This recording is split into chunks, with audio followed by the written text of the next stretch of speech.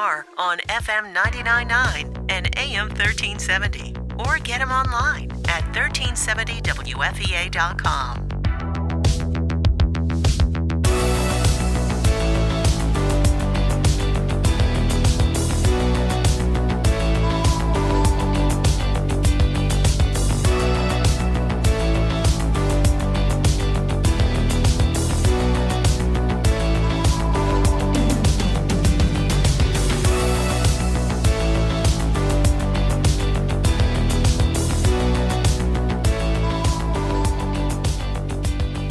Jared? Listen on demand at 1370wfea.com.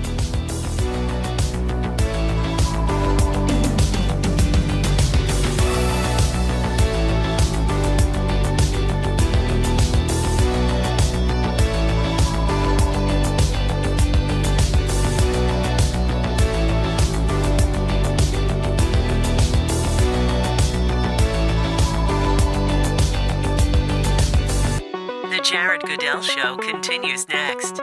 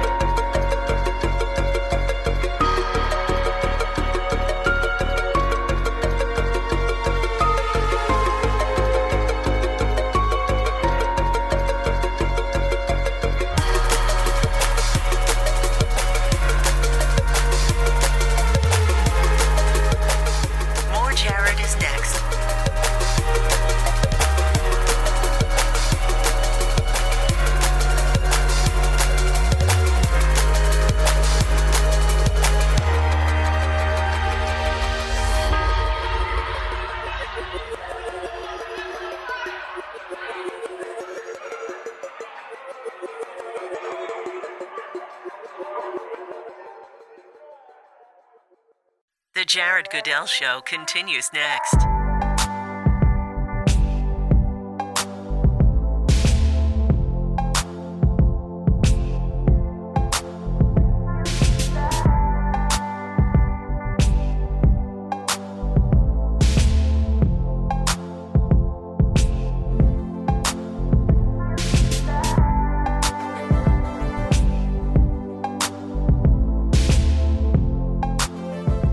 Jared is next.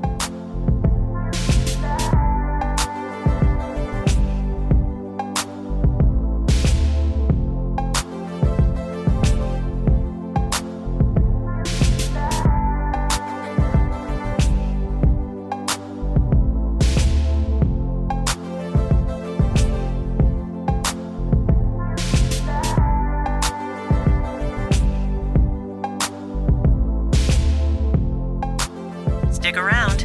More Jared is next.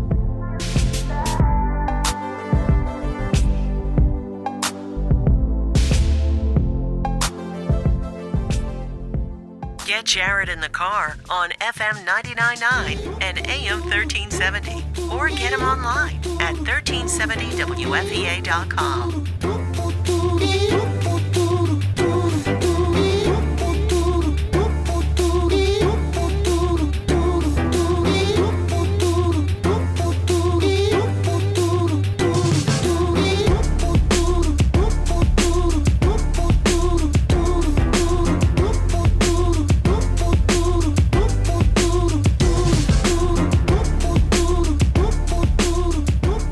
Want more Jared? Listen on demand at 1370wfea.com.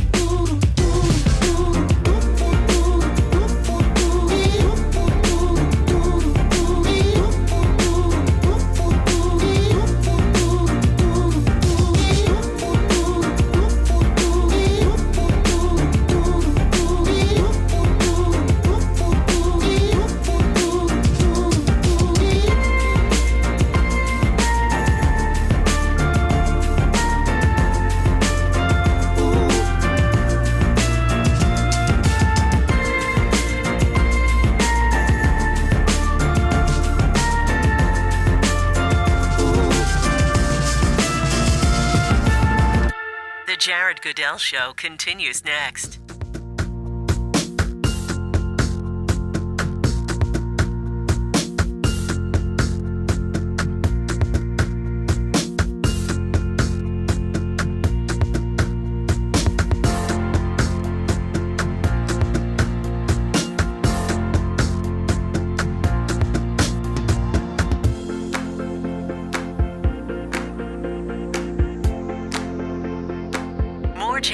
next.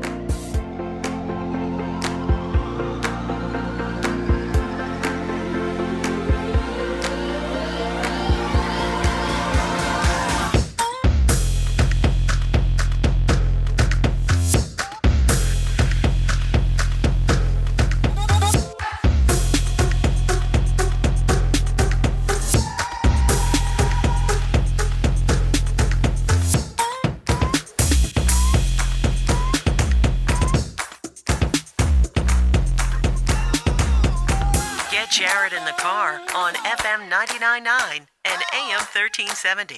Or get him online at 1370wfea.com.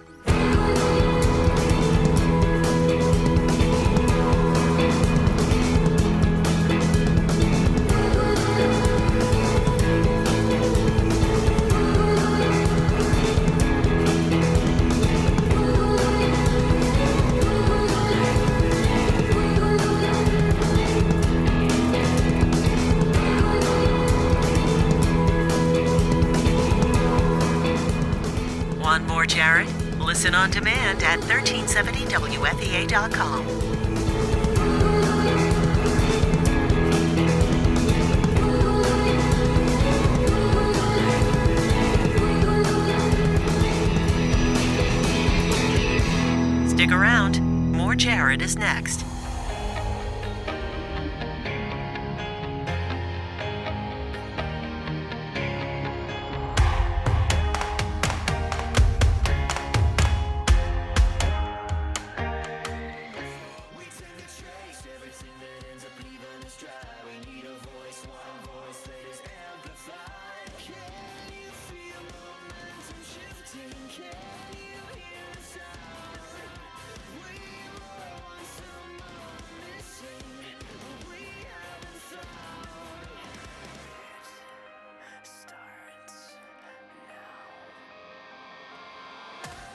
I think the race is over. The results from yesterday's 5 Northeastern primaries. Who won big, who lost big, and who's out, according to my math.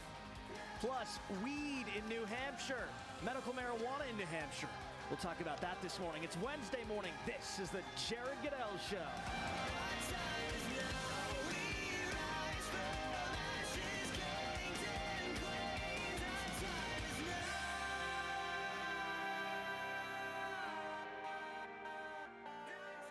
Well, the presidential primary race is over. It's all but over at this point. Donald Trump swept 5 states yesterday. Can we get a round of applause for Donald Trump sweeping 5 states? 5. You called that one, Jay. No, I didn't think he would get all 5. I thought that he'd only get 4. Honest to God. I thought that he might lose Maryland. But he got all 5 of them. And he got all 5 of them in a big, big, big way. 57% of the vote in Connecticut. 60% of the vote in Delaware. 54% of the vote in Maryland. 57% of the vote in Pennsylvania. 64% of the vote in Rhode Island. Ouch. I mean, talk about schlonging. Donald Trump did some serious schlonging last. Ted Cruz failed miserably. I mean, Ted Cruz came in third in some states, like in Connecticut. Again, Donald got 58% of the vote in Connecticut. Kasich got 28%. Ted Cruz got 12%. Came in third. In Delaware, Trump got 61%, Kasich 20%, Cruz 16%, finishing third. In Maryland, Ted Cruz finished third. In Pennsylvania, Ted Cruz actually finished second there. Good for him. Round of applause for Ted Cruz, my friends. In Rhode Island, Cruz finished third. Cruz is done. He's out. He's mathematically eliminated. He can't do it. Can't do it. By the way, Trump now has 950 delegates.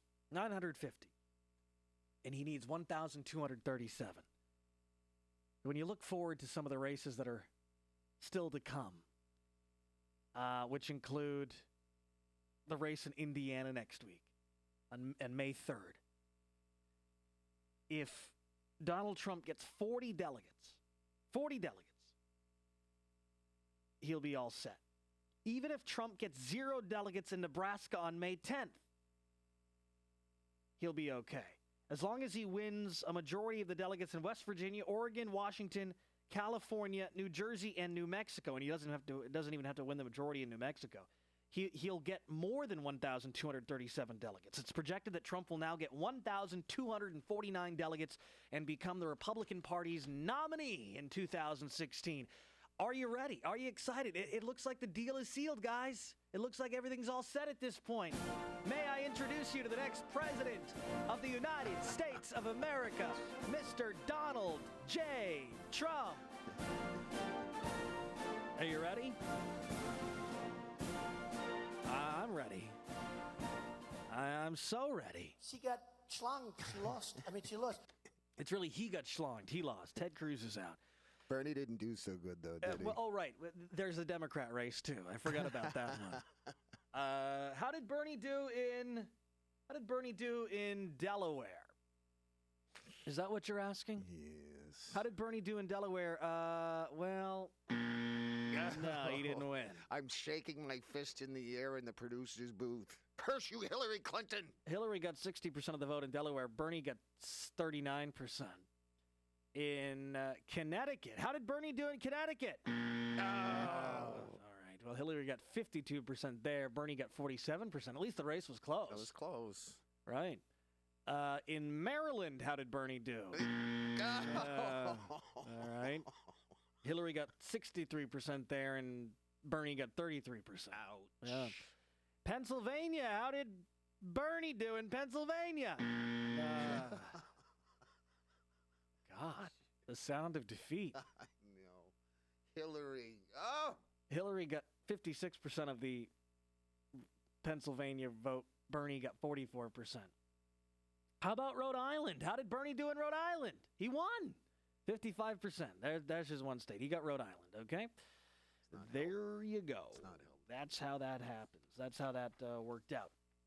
So now that it's over, now that really mathematically Donald Trump has the nomination, how do you feel? Are you ready? Are you ready for this? It's going to be Donald Trump and Hillary Clinton running against each other in the general election. And we were debating this at the office for quite some time yesterday after the show. I was talking with a couple of the guys here at the radio station, one who is a big Kasich fan and another who I'm not sure is really a Trump fan or a Cruz fan. I know he's a conservative. I think that he'll be casting his vote against Hillary.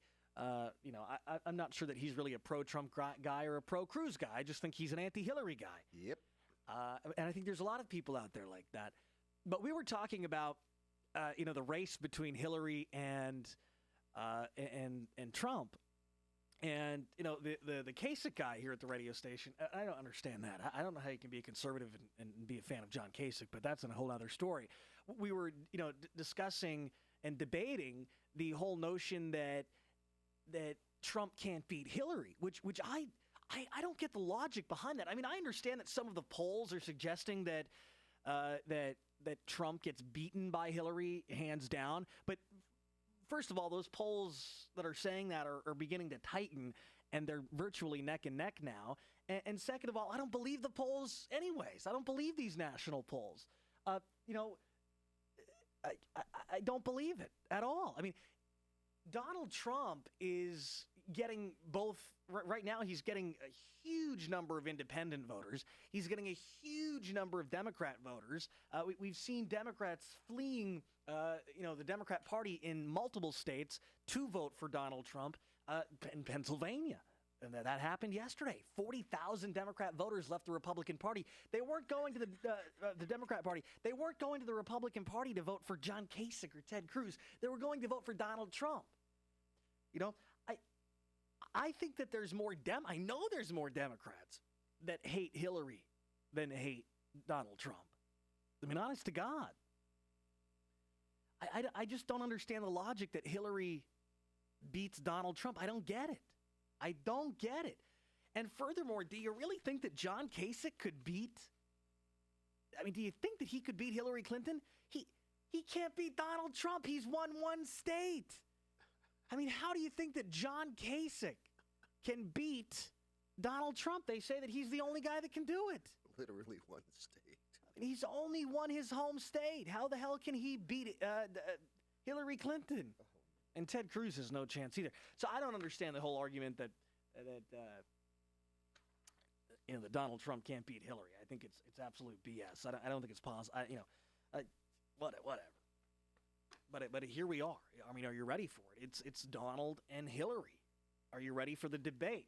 Do we get some audio from last night? This is Ted Cruz, who is basically now conceding that it will be Clinton and Trump in the general election. The Republican and Democrat, they're both going to be New York liberals. But I got good news for you. Tonight, this campaign moves back to more favorable terrain. I mean, you're moving back to some more favorable terrain, Ted Cruz. Going home. It looks like you'll get Nebraska. Nebraska is the favorable terrain for you. It looks like you'll take Montana. I mean, are these even considered states? It looks like Ted Cruz will take New Mexico and South Dakota again. Are these really big critical states? No, they're not. They're not. A new poll says that Donald Trump has hit 50% for the first time nationwide, according to Republican voters. Trump leads the Republican field with 50% of the vote, followed by Ted Cruz with 26% and John Kasich at 17%. This is among Republican voters. The poll also shows that 58% of Republicans think that if Trump wins the most delegates, but not the majority, he should still get the nomination. All right? So Trump's at 50% nationwide now with Republican voters, which is good, I think.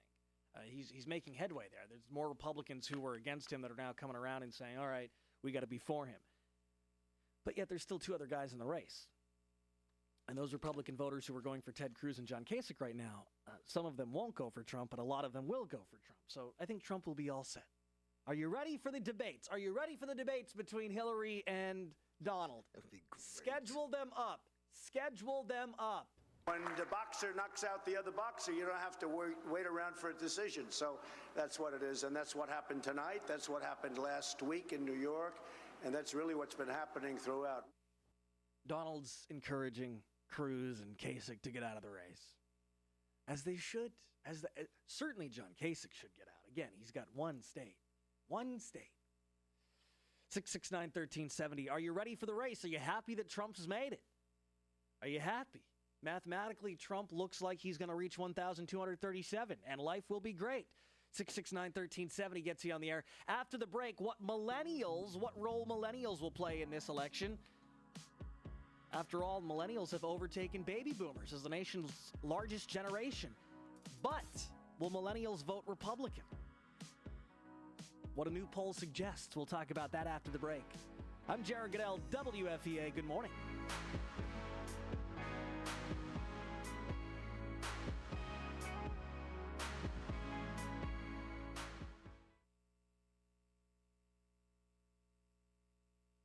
The board is clear.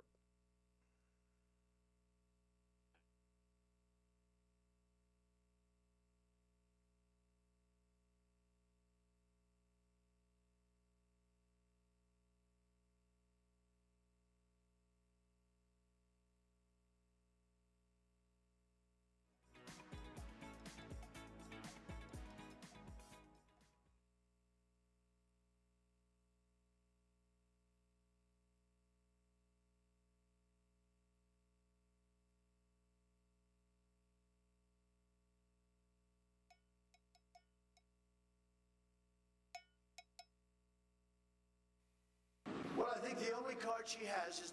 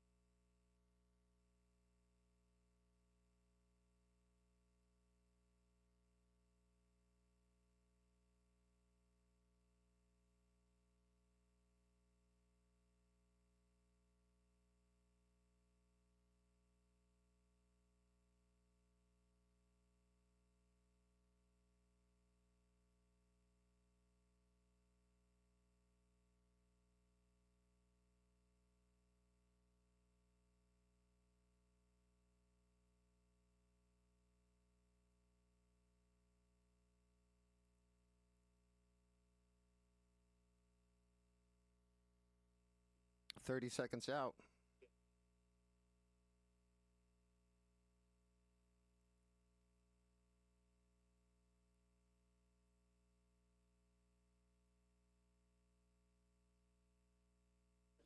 Ten seconds.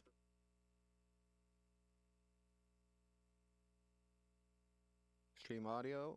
3, 2, 1.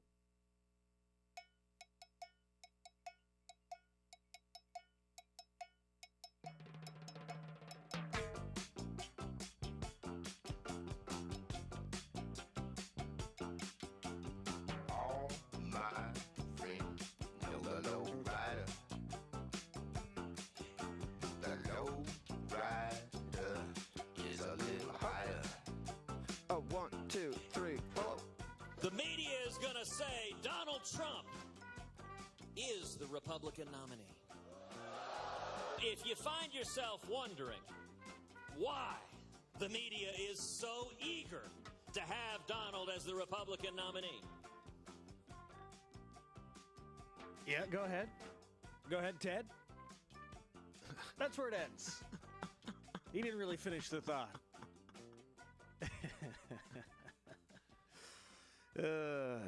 Ted Cruz, he didn't do so well last night. It's our fault. It's our fault. It's the media's fault. We're rushing. No, Ted, it's just math. The math says that you're out at this point. Yeah, sorry, buddy. Try again next time around. Hey, millennials will be a big, big factor in the general election this fall. They can help Hillary Clinton win. They could, help Donald Trump win at the end of the day. That's how it works. And actually, the U.S. Census Bureau, just in time for the general election, released new data showing that millennials have overtaken baby boomers as the largest generation right now in America. According to new estimates, there are 75.4 million millennials in the nation and 74.9 million baby boomers. So it's within a million people between the two groups. But this is the first time that millennials have taken over as the single largest generation in the country. Now, what's a millennial, right? A millennial is a person who is between the ages of 19 and 35 right now. So 19 to 35-year-olds right now, that's a millennial. I'm a millennial. A baby boomer is somebody between the ages of 52 and 70 right now. Right? So there's probably more more baby boomers listening right now than there are millennials, right? That would be my guess. Mr. Producer, you yourself, are you a baby boomer? You're right on the edge, aren't you? Wow. I don't know what I am, Jared. How old are you? Are you 52? Yes, sir. All right, so you are actually right on the edge of being a baby boomer. So congratulations. You've now been overtaken by me, my generation. All right, now here's why this is shaking my fist in the air again. Here's why this is important. Millennials, will be really largely deciding the future of this country in future elections. Now, that's if they vote, if millennials vote. And they will vote if they have a reason to. I mean, Barack Obama showed that he could get millennials and younger people out to vote back in 2007. They will go out to vote if they have a reason, if they have somebody who speaks to them. Now, the big question here is, what speaks to a millennial? What does a millennial want? What is the desire of a millennial? Can I give you a hint? Netflix, Hulu, Facebook, Twitter, Snapchat. Those are the desires of a millennial. A new poll out. 41% of millennials want a socialist to be the next president. 41% of millennials want a socialist. This is why Bernie Sanders is doing so well with the millennials. This is why he's doing so well with the younger people. This is why he's doing great on college campuses. Because they want free stuff. They want a socialist. They want somebody who's going to give them free housing and a $15 an hour minimum wage. That's what they want. Here's the good news. If it is Hillary Clinton, if she's the nominee for the Democrats, which it looks like she will be, millennials don't like her. She is failing so hard with millennials. In fact, millennials, it's not that they're voting for Bernie to not vote for Hillary. It's that they just don't like Hillary. They don't like her. They don't want to vote for her. Polling says that millennials will not go to the polls if Hillary's their option. They just won't vote. I'm a millennial. You're a millennial? Yes. Because of that fact? Yes. I really dislike that woman. That's the good news. I mean, the millennials aren't going to turn out in favor of Hillary because they don't like her. They're just not going to go to the polls. So how does Donald Trump attract the millennial vote? How does he get the younger people? This is another thing we were debating yesterday here at the radio station after the show yesterday. Will Donald be able to court the younger vote? And I believe that he will. I mean, look, you and I, we went to a Donald Trump rally, and there were young people there. Yep. And I've seen many pictures. Listeners have sent in pictures from Trump rallies. There's a lot of young people at Trump rallies. You don't see that happening at Hillary's rallies. I mean, Hillary's rallies are full of walkers and canes. And no offense if you have a walker or a cane. I'm just saying, this is another reason why I think that Donald Trump can beat Hillary in the general election.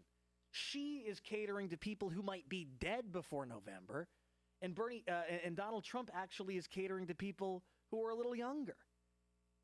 Now, I don't know if Donald Trump is, catering to their desires of having a socialist as the president. By the way, I have to read you this line from the U.S. Census Bureau report, which now says that millennials are the largest population, the largest generation population-wise in America right now. The growth in the nation's millennial population has been aided by immigration, which has added more numbers to the generation than any other. The population of millennials is expected to peak in the year 2036 with 81 million millennials. By 2050, they think that the number will be at around 79 million. It'll drop a little bit because of mortality. Let me read that line to you again. The growth in the nation's millennial population has been aided by immigration. And then we remember the statistic that 41% of millennials want a socialist to be their president.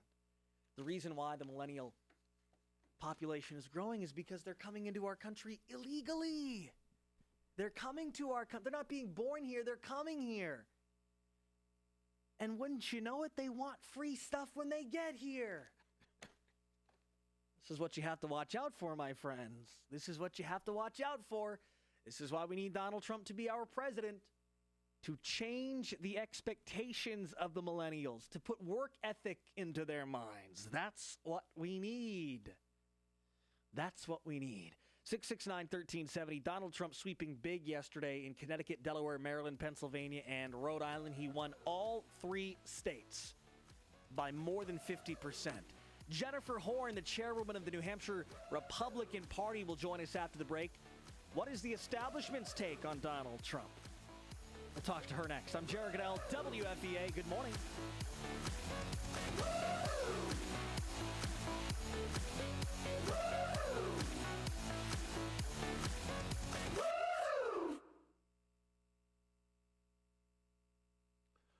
The board is clear. E-keys for cars. Yeah, you got to tell me when we're in the break. I mean, on the air, not during the break. All right. Yeah, I can't. Yeah. This is your in? Good morning. Thanks so much for having me. I hope everyone's having a terrific day today. Good morning. 17 minutes, 49 seconds. Good morning. Thanks so much for having me. I hope everyone's having a terrific day today.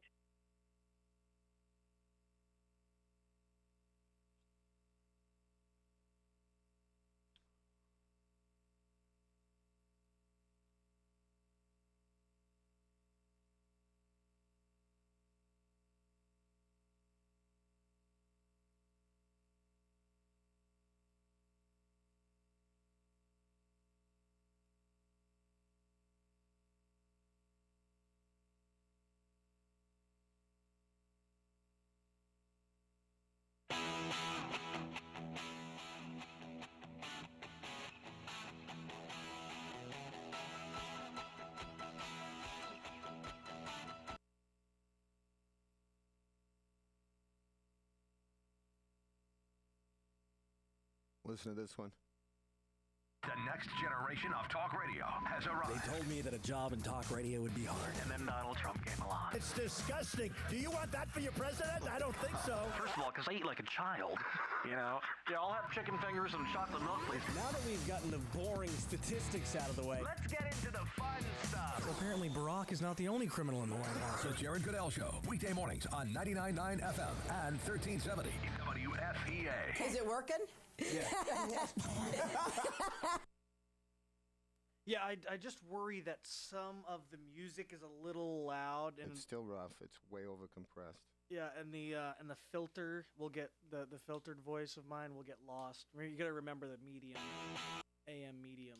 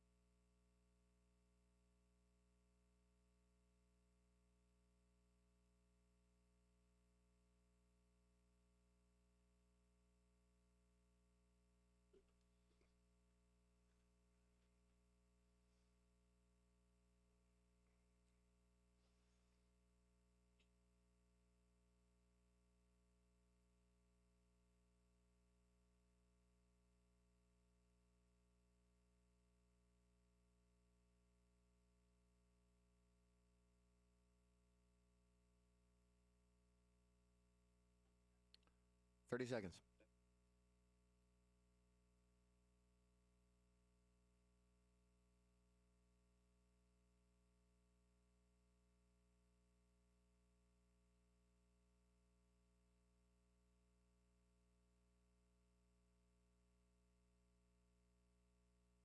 $10.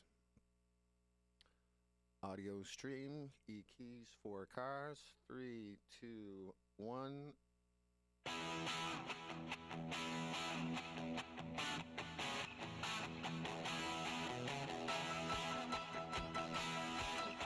Oh, 1, 2, 1, 2, 3, 4.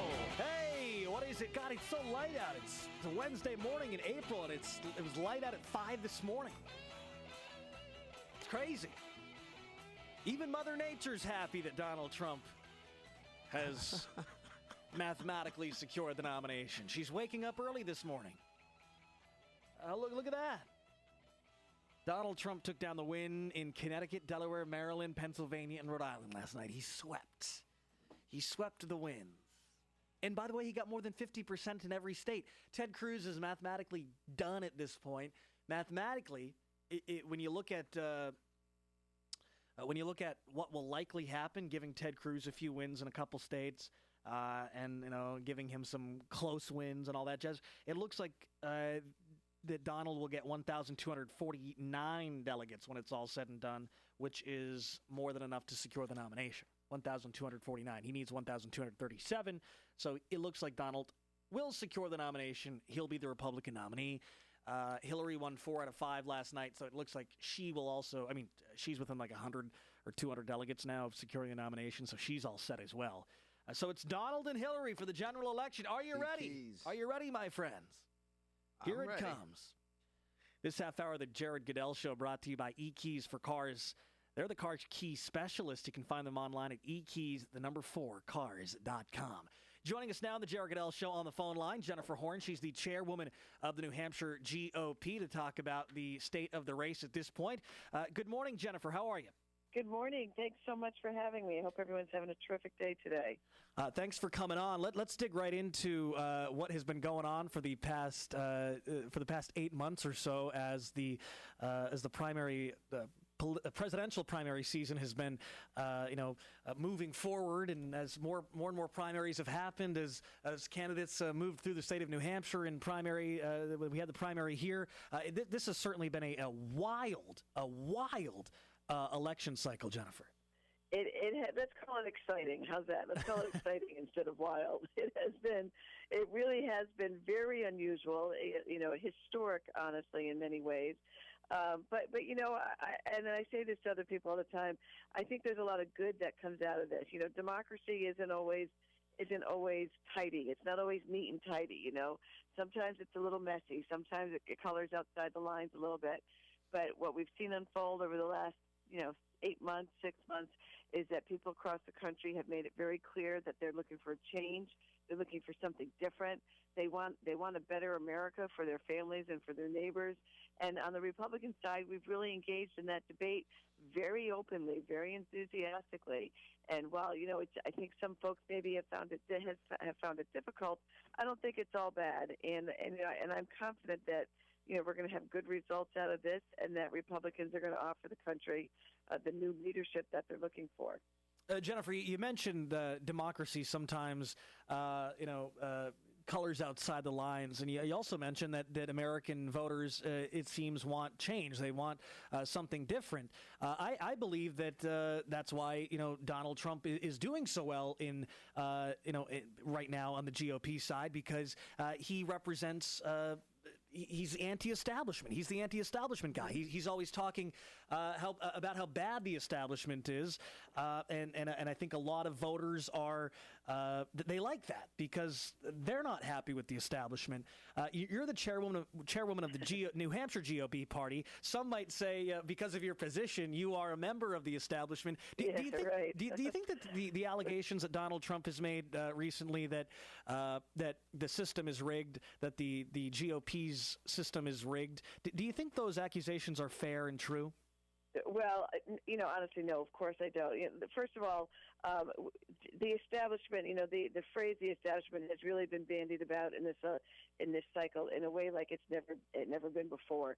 Somebody said to me a couple of weeks ago, holy cow! They said, if you've ever voted Republican before, suddenly you're part of the establishment. So here's what I can tell you about the rules and the way that things are working on the Republican side, and I think it's important for people to understand it. The idea of something being rigged or someone trying to set it up for one person to steal a nomination or for someone else to be denied the nomination simply aren't accurate. I understand the frustration. I understand the anger that people are feeling at Washington, at parts of the system that have failed, at broken promises. I feel that myself most days. But as far as the nominating process of the Republican Party, it has been on paper, in writing, from the beginning. Every candidate, every campaign has full access to it.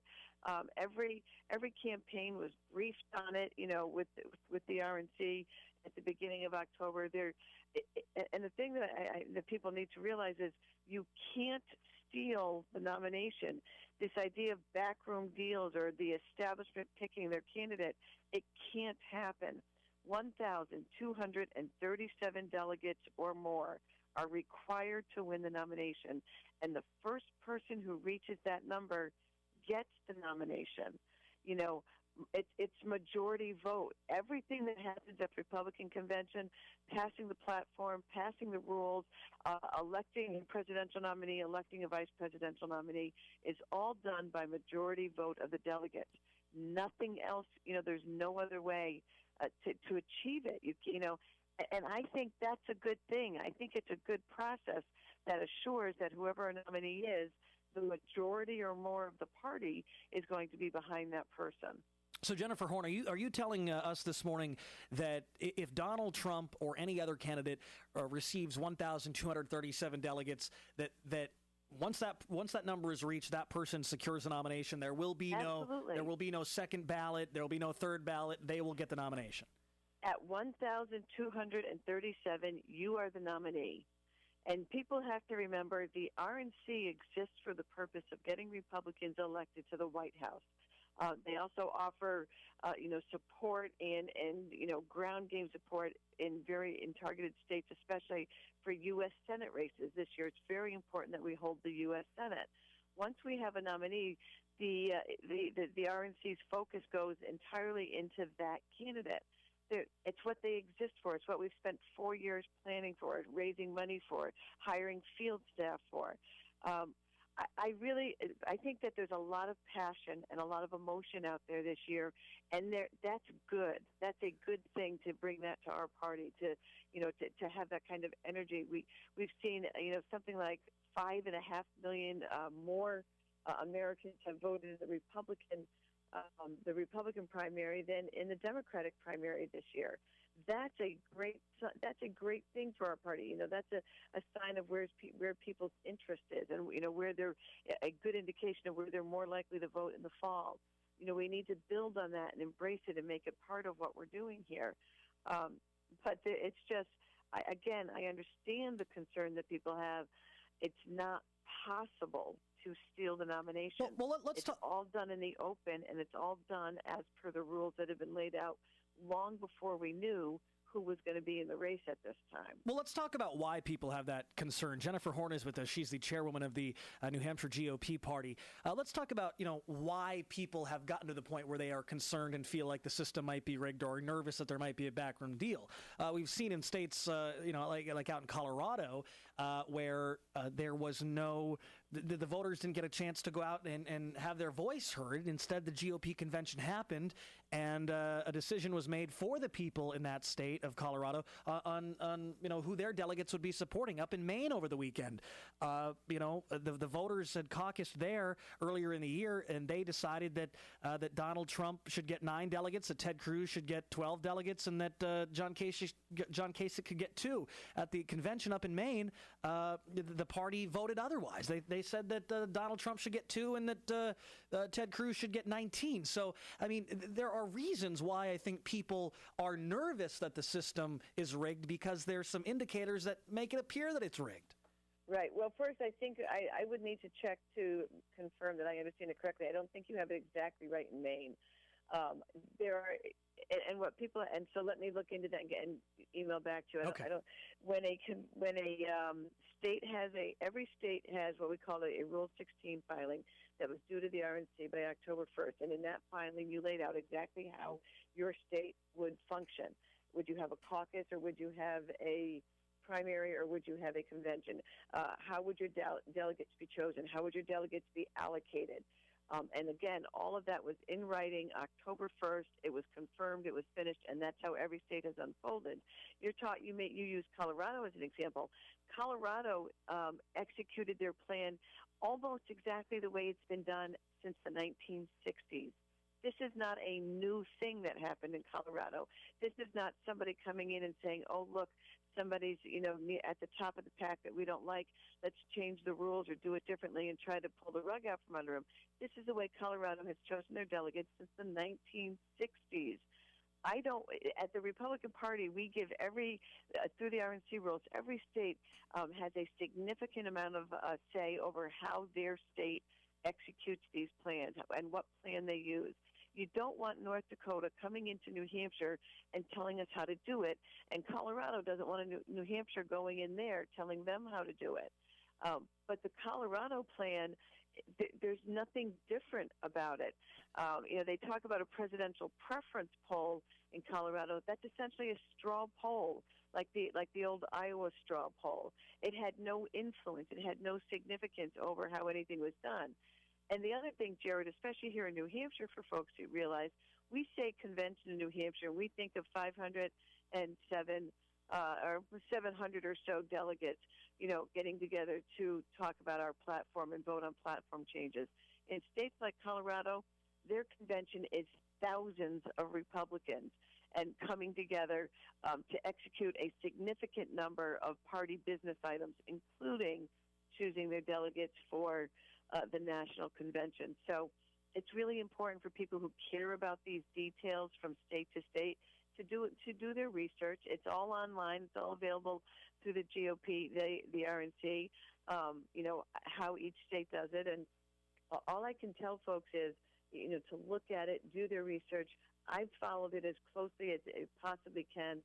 So far, no state has done anything outside of the rules that were laid out at the beginning of this cycle. But just because the rules, and I understand that the rules have been in writing, nothing has changed. But what has changed is that people now understand the rules. I mean, I think that's the only change that has happened, is that the average American now understands how the process works, and they're not comfortable with how the process works. I think that a lot of people thought that, they went out to caucus or they went out to their polling location on primary day or on voting day, and, they cast their ballot, and whoever got the most votes wins. I think that's how the average everyday person thought the system worked, and now they're finding out that that their votes then decide the delegates, and then the delegates go, but just because the system has been around for forever, and does that make it right, or do you think that it's time for change? No, I think that state by state. Again, I'm not going to go tell Colorado how to do what they do in Colorado. I think state by state, that some of the scrutiny and some of the greater understanding, of how the system's been working or how this process has unfolded, may bring change to some of these states. But Jared, here in New Hampshire, I think we do it exactly right. I think we're a great example for other states. Candidates choose their delegates. They put them on a list that are sent to the Secretary of State before the primary takes place. On primary day, our voters go out and have their say. We have a threshold of 10% to win delegates, and then delegates are allocated proportionally for everyone who makes it above that 10% bar. So it is it's very much a voice of the people process. It's very transparent. I think we do it the right way here. But make sure you understand, Jared, that when you're talking about these other states where they have a vote and then they choose delegates and then delegates, go off to the convention, that those delegates are allocated to, in the vast majority of cases, those delegates are allocated and bound on the first ballot to specific candidates as per the voice of the people in those states. Now, the fact that the candidate didn't choose that delegate, so whether or not that delegate remains loyal to that candidate moving forward on the second, some are bound to 2 ballots, some are bound to 3 ballots. The states all have their reasons for doing it that way, and I'm sure they're going through, they will go through the process in 4 years of evaluating whether they want to stay with it or not. I would imagine a lot of them do end up staying with it. But these are not delegates that they don't have a vote of the people and then choose delegates who then get to say, who do you want to vote for? On the first ballot, those delegates are bound to candidates based on the votes that have taken place, whether at caucus or primary in those states. Jennifer Horn is with us. She is the GOP chairwoman here in New Hampshire for the GOP party in New Hampshire. A couple more questions for you, Jennifer. And again, Sure. Thanks for coming on. I think the listeners and the audience, and I know myself, we've had a lot of questions for a while. We've been debating these questions, and it's good to get some answers here. One of the big topics that we hear from some within the Republican Party here in New Hampshire and nationally is that if the candidate Donald Trump becomes the party's nominee, that the party would lose the White House in 2016, could lose the Senate, could lose the House.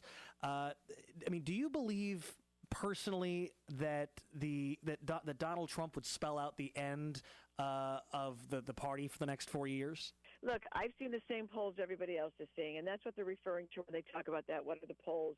And I take the polling very seriously, because what we've seen over the years is as technology has improved, the polling has improved, and the results have been, fairly reliable in this cycle. Does that mean that what's polling today is what's going to happen in November? Of course not. We have every opportunity to, make the argument and tell the ground game that is appropriate for whichever candidate is nominated, but we don't know what that is until we have a candidate, until we have a nominee. The party certainly doesn't give up because polls. That's not how it works. We, here in New Hampshire, we're going to have a strong slate of candidates. We're going to have a great candidate for president. Any of the three that are going into this convention will be able to, will make a great, strong candidate one way or another. We have a terrific slate of candidates in our gubernatorial primary, the U.S. Senate race, our House and Senate majorities. We worked very hard to win back that House majority in 2014. We're not about to give it up in 2016. So the party is constantly in the process of, evaluating where we are and what we need to do to be successful going forward. There's no yes, I've seen the polls that suggest what you're saying, but no, I don't think that those are affirmative of, today of what's going to happen in November. Jennifer Horn, again, the chairwoman of the New Hampshire GOP party. One last question for you, Jennifer, before we let you go this morning. If a candidate receives 1,237 delegates, you mentioned early on in the conversation that they will be given the nomination, that they fair and square win the nomination. If a candidate gets 1,230, let's say, and they fall 7 delegates short, or let's say that a candidate gets a majority of the delegates but doesn't hit that magic number 1,237, do you think that it would be in the best interest of the party to not give that candidate the nomination, to choose another candidate? Do you think that would be good for the party? Listen, again, this goes back to what I said earlier. It is entirely in the hands of the delegates, and you have to reach the majority. There is no justice to be served. There's no there's nothing about this that the party, like I always say that in quotes, what is the party? I'm the chairman of the party, but I've got thousands, of activists who are the party throughout the state, millions of them throughout the country. So, the way this is going to unfold is we're going to go to the convention, and the folks who have been chosen as delegates through the process in their states that every candidate has had equal access to, the delegates are going to make this decision. You have to hit 1237. There's no other out for this. There's no other outcome. So a candidate that hits 1,149 is going to go into another round of balloting, and it's going to keep going until we have 1237. And while there's going to be people, Jared, who are disappointed with the outcome, and as much as you're, making the argument to me right now, if somebody, gets a plurality but not a majority, shouldn't they get the nomination? I can tell you I get the same feedback from other folks saying if the majority of delegates, if someone gets a plurality, that means that there's a majority that is not choosing them. And I have just as many people saying to me, Jennifer, we're up against the break. Thanks for joining us this morning. I'm Jared Goodell, WFEA. Good morning.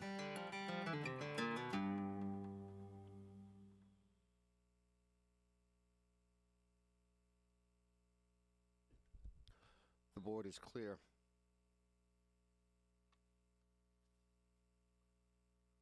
How do you want to work this?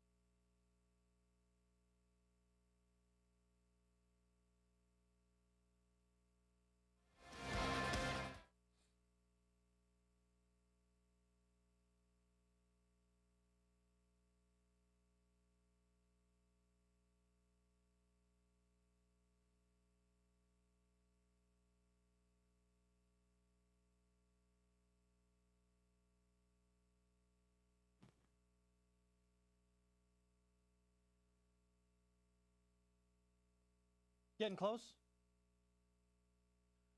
Yes, sir. 40 seconds.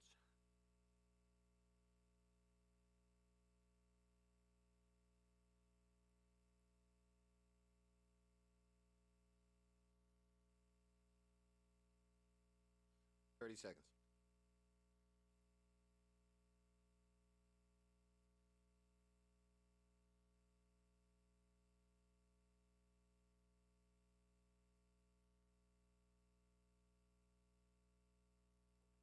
Seconds.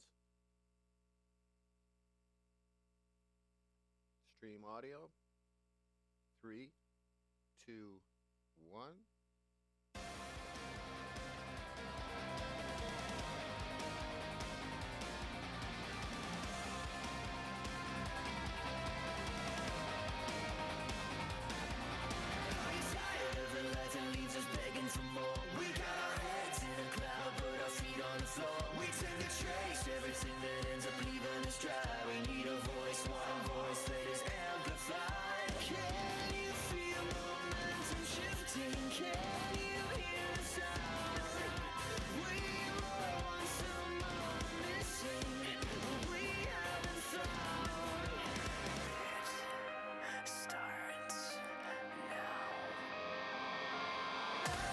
Get out the brooms! Donald Trump swept up last night in Connecticut, Delaware, Maryland, and Pennsylvania. Oh, and Rhode Island, too. We'll tell you just how well he did. Plus, medical marijuana in New Hampshire. We'll talk about that this hour. It's Wednesday morning. This is the Jared Goodell Show.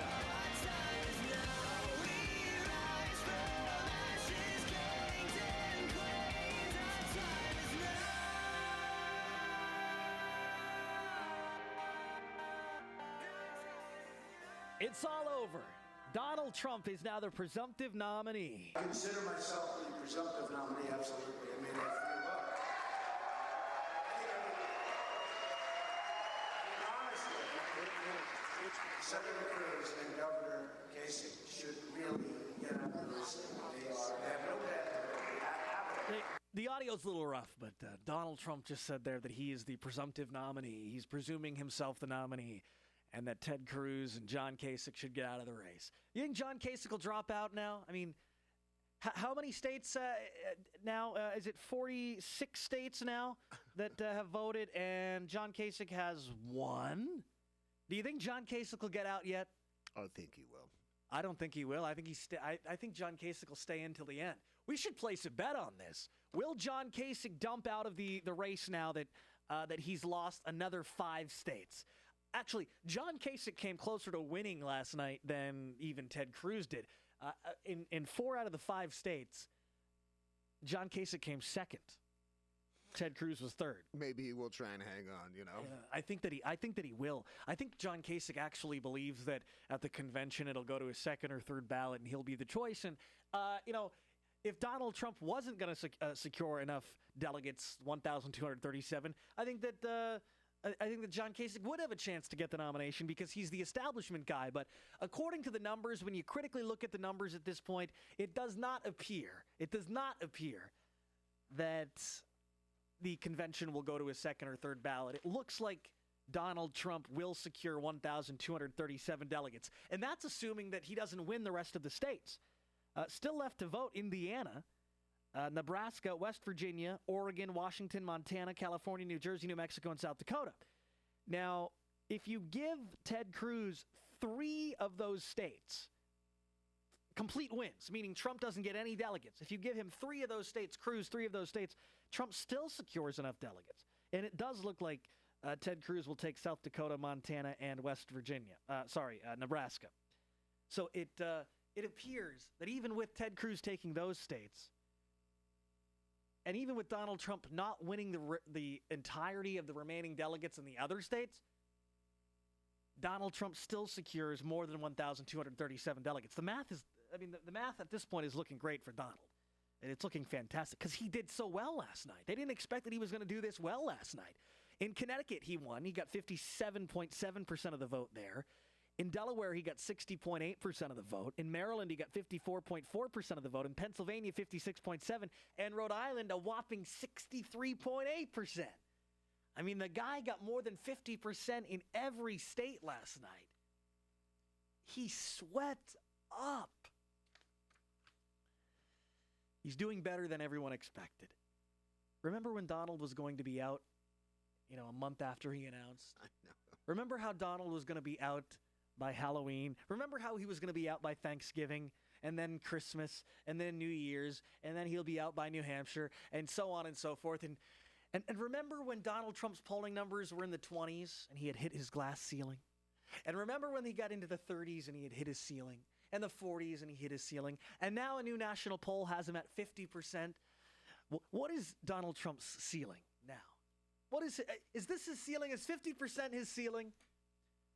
Actually, Donald commented on that last night. He said, I believe our ceiling is somewhere around 100%. Right? It's great news, isn't it? Donald Trump, the party's nominee. Now, here's the big question. By the way, Hillary Clinton won 4 out of 5 states last night. Bernie took Rhode Island, okay?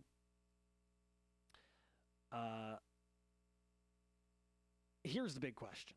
What happens next? What happens next? I'm worried that Bernie Sanders might run as an independent. I'm worried that he might run as an independent, and I don't think that's a good thing for Donald Trump. What do you think? I mean, if Bernie, if he runs as an independent, I think that he'd fracture the vote significantly, and I think it could hurt Donald Trump the most. Do you think he'll do it? I don't know, Jay. Do you think he'll do it? I don't know. I think it could hurt Donald Trump the most. It'll be interesting to see what happens. 669-1370. Are you surprised? Are you excited? Are you ready? Are you ready for the debates? Are you ready to see Hillary and Trump on the stage together? I'm not surprised, but those are going to be some great debates. Oh, though, they're going to aren't be they? fantastic. When are they going to debates. start, do you think? Not till after the conventions, I'm sure. Right. So not until August, which is an awfully long time to wait, right? No. I mean, it's only Little May. kid waiting for Christmas. Come on, bring on the debates. Actually, Trump took a few hits at Hillary last night. This is Trump mentioning that Hillary, if she was a man, wouldn't be doing well right now. Well, I think the only card she has is the woman's card. She's got nothing else going. And frankly, if Hillary Clinton were a man, I don't think she'd get 5% of the vote. The only thing she's got going is the woman's card. And the beautiful thing is women don't like her, okay? And look how well I did with women tonight. Okay. So, ladies and gentlemen, thank you. Thank you very much. If she was a man, if Hillary was a man, she would only get 5% of the vote. You think that's true? Do you think that people are voting for her because she's a woman? I think that's probably a fair assessment. I think that's a fair assessment. Pretty close. I don't know anybody who's voting for her. Or are they voting for her because they're geriatric? That's the real question. There's a lot of old people voting for Hillary. I mean, Hillary's she's getting eaten up in the young vote. I mean, the voters under 45 are virtually not voting for Hillary at all. She's getting torn up in that realm. 669-1370. Donald Trump, 50% in a new poll, national poll, to Ted Cruz's 24 points and John Kasich's 17 points. So things are looking good for Donald nationwide when it comes to Republicans. More Republicans are now coming around to the idea of the Donald. That's great. And the big debate now is, can Donald beat Hillary? And we talked a lot about this last hour. And I mentioned that I debated this here at the radio station yesterday after the show with a couple guys here at the station. There's a lot of people who believe that Hillary beats Donald huge. I don't see it happening. I don't see it happening at all. I mean, what energy does Hillary have around her campaign? I mean, is she going to be able to get people to come out and vote for her in the general election? I think there's more people who will go out to vote against Hillary than to vote for her. There's no energy around her campaign. Have you seen some of her rallies? They're boring. Meanwhile, Donald Trump's got tons of energy. There's thousands of people that go to his rallies. There's people that go to his rallies that never have a chance to get in, and they know it, but they still go to just be there. to be outside the rally, to watch his car drive by. There's a lot of energy around his campaign. I think that he's got a chance. I think that out of all the Republican candidates, that Donald Trump has the best chance to win against Hillary. John Kasich doesn't have a chance in hell of beating her. I mean, the old adage goes, if the voters are given the choice between a Democrat and a Democrat, they're going to vote for the Democrat. John Kasich's a Democrat and Hillary's a Democrat, but Hillary's the real Democrat, so they're going to vote for her. Ted Cruz has no mainstream appeal. I mean, the only states that he wins are the Midwestern states. Ted Cruz is winning states like, he's projected to win a state like Nebraska. I don't think it's ever been said that as goes Nebraska, so goes the nation.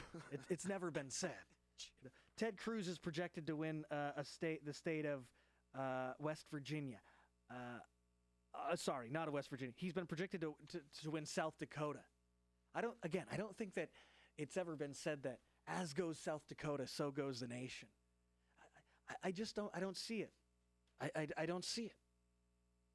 I think that Donald has the best chance. And the only people that I hear saying that, that Donald can't beat Hillary they seem to be elite people. They seem to be people who aren't necessarily members of the middle class.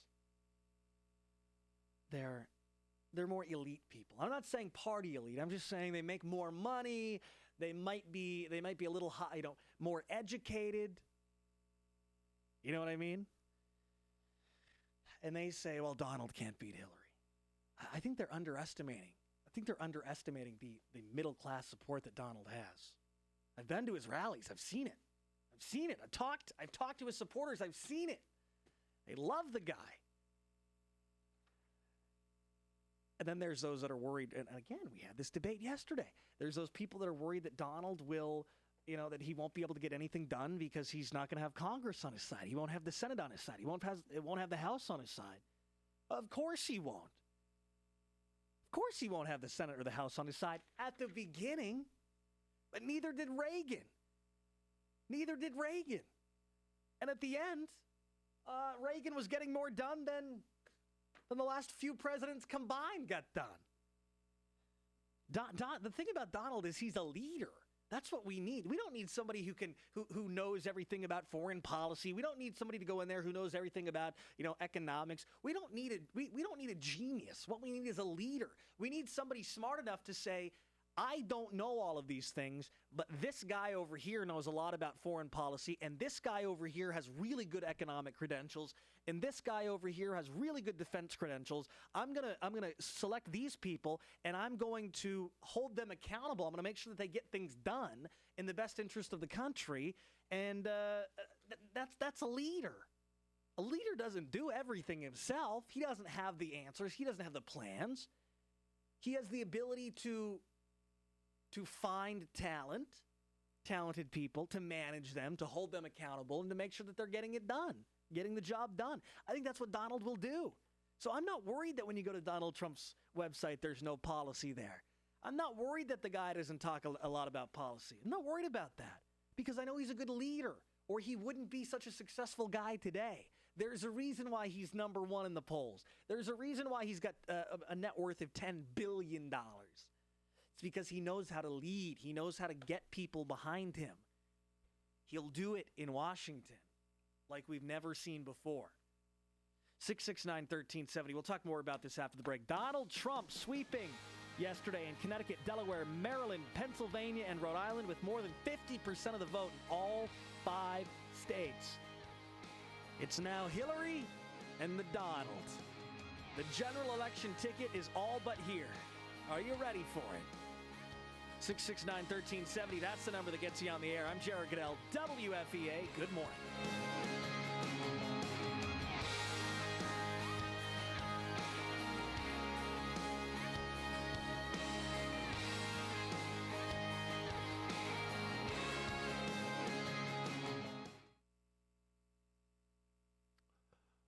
The vote is clear.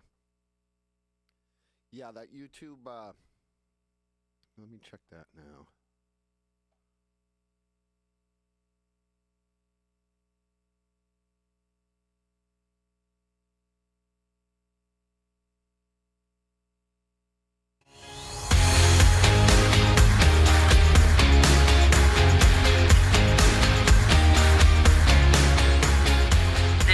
Goodell Show continues next.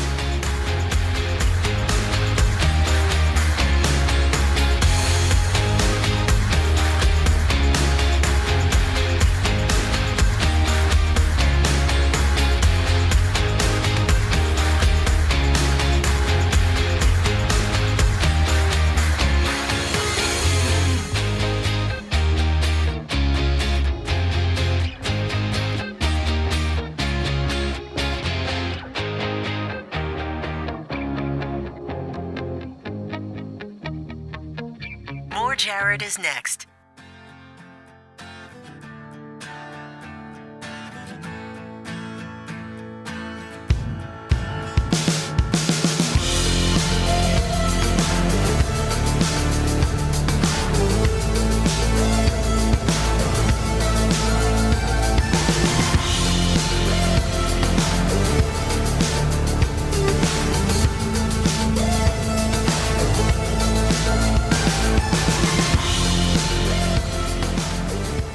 Stick around. More Jared is next.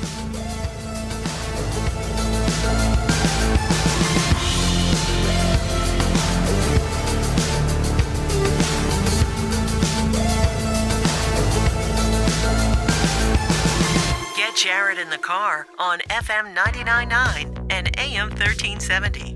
Or get him online at 1370WFEA.com.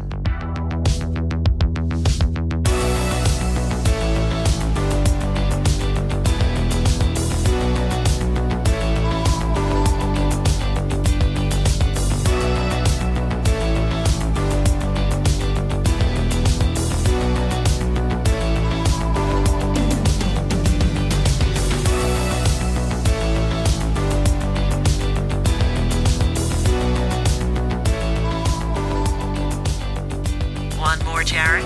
Listen on demand at 1370WFEA.com.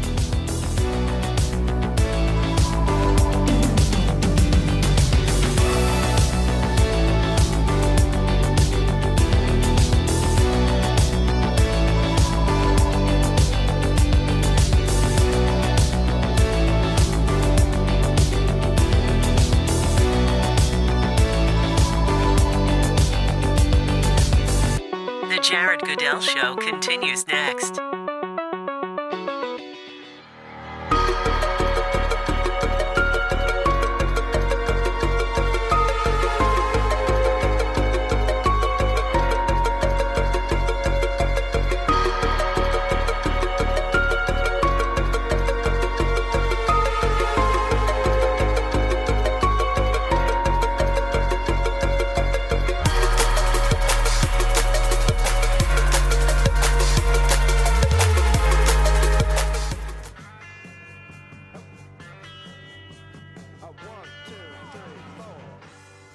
As goes New Hampshire, so goes the nation. Maybe that's the line.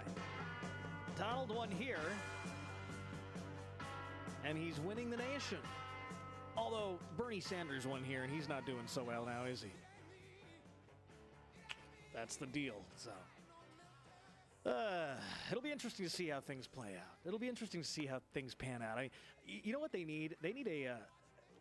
I hope there's going to be some documentary guy out there who's chronicling this race, every intricacy of it, and is making contacts, because this election will make a great movie.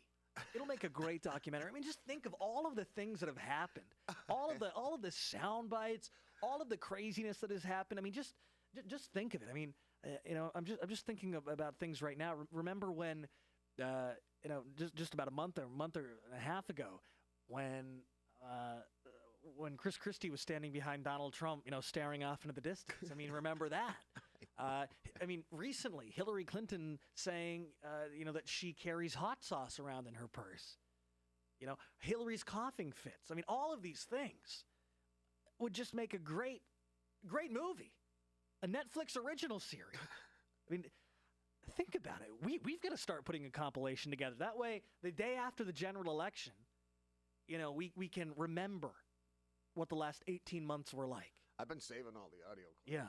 I mean, this is amazing. And maybe I'm young, and I am young, and I haven't seen enough presidential elections before, but and I ask people a lot, have you ever seen anything like this? Have you ever seen an election like this? And everyone says no. I mean, this election is unlike any other. I do want to see the movie, though. I think it would be great. I think it would be great. Hey, coming up in just a few minutes, about 10 minutes from right now, we're going to have a doctor in the house. Is there a doctor in the house? There's a doctor in the house. Dr. David Syrek will be joining us in the J.R. Goodell studios this morning. He is the doctor over at Sanctuary ATC, which is the state's first therapeutic cannabis dispensary. This is going to be pretty cool. We were talking about this yesterday. Medical marijuana has been legal in New Hampshire for about 3 years now, except it hasn't been available. You haven't been able to get it anywhere. Well, that all changes. I believe next week Sanctuary ATC will be opening up in Plymouth, which is the place where if you have a medical marijuana ID card in New Hampshire, you'll be able to go to Sanctuary ATC and get medical marijuana. Dr. David Syrek will join us in just about 10 minutes, less than 10 minutes from now, to talk about how they grow the marijuana.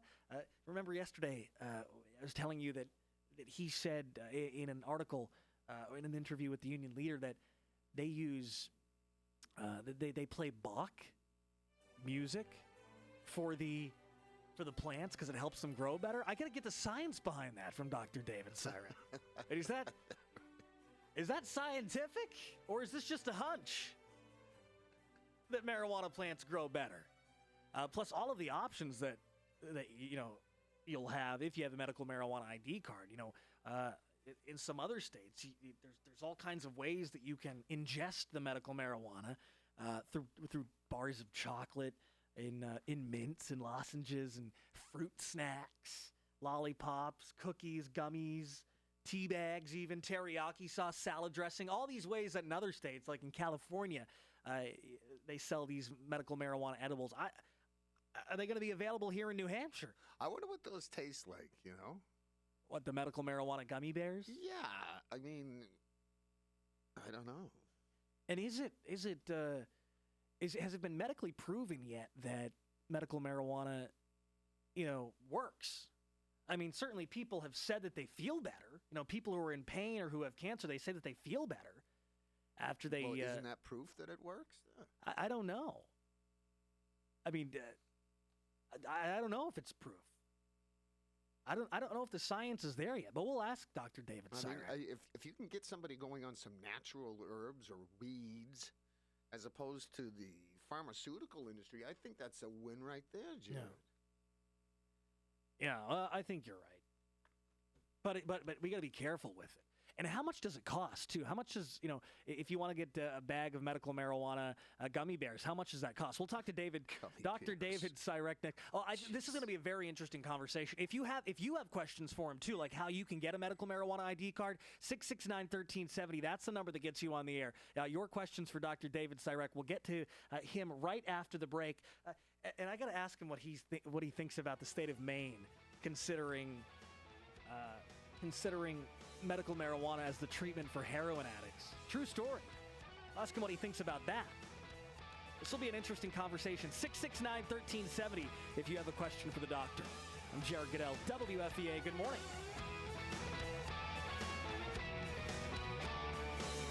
More Jared is next.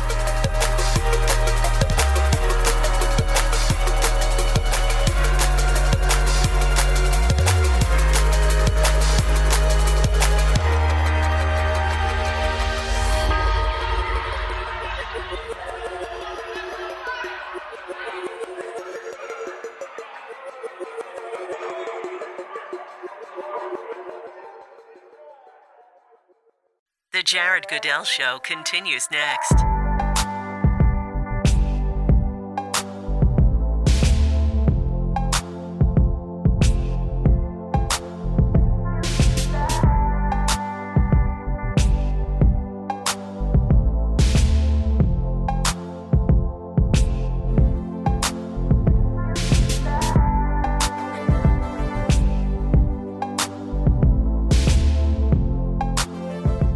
Jared is next.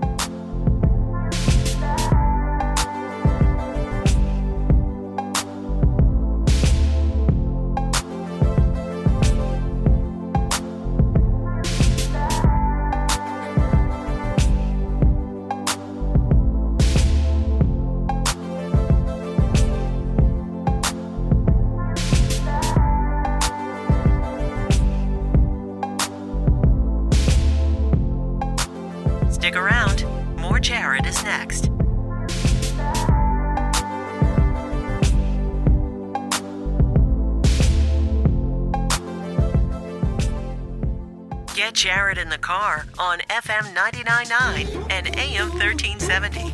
Or get him online at 1370WFEA.com.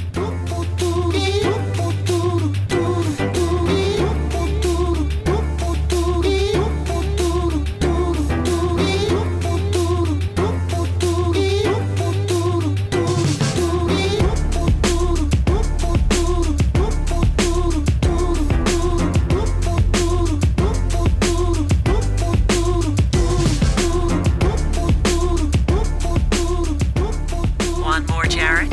Listen on demand at 1370WFEA.com.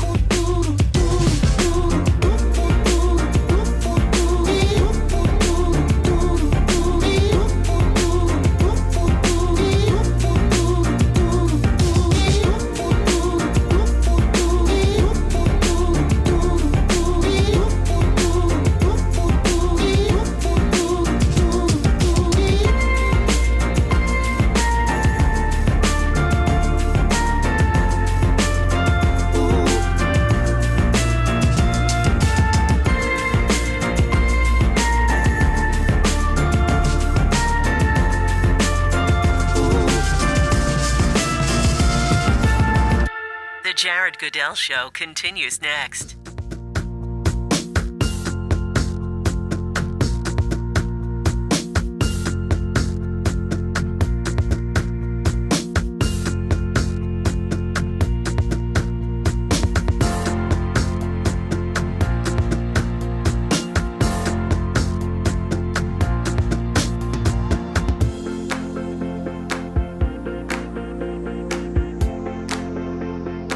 More Jared is next.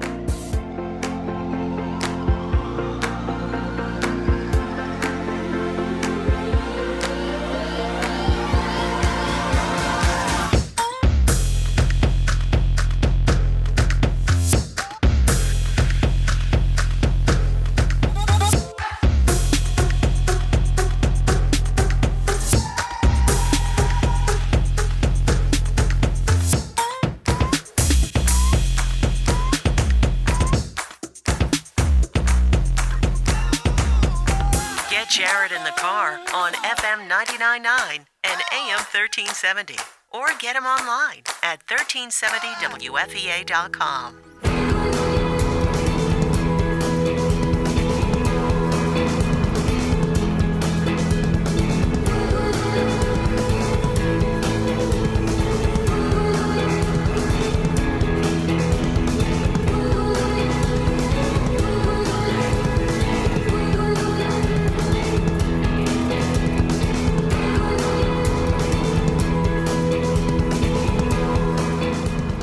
Want more Jared? Listen on demand at 1370WFEA.com. Stick around. More Jared is next.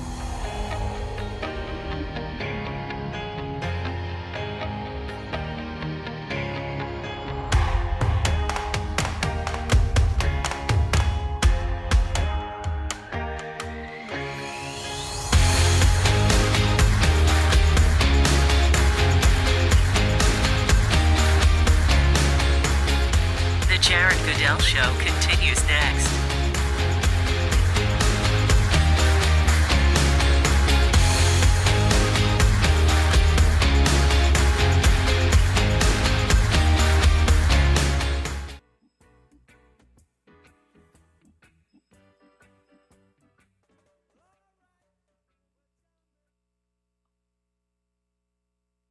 With you on a Wednesday morning, a nice bright and early Wednesday morning. Hey, yesterday we talked a lot about the medical marijuana that's coming here to New Hampshire. This was legalized back in 2000.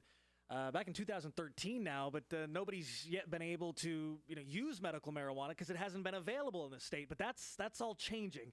We've got the guy who is making it happen, who's going to be distributing medical marijuana in the state of New Hampshire.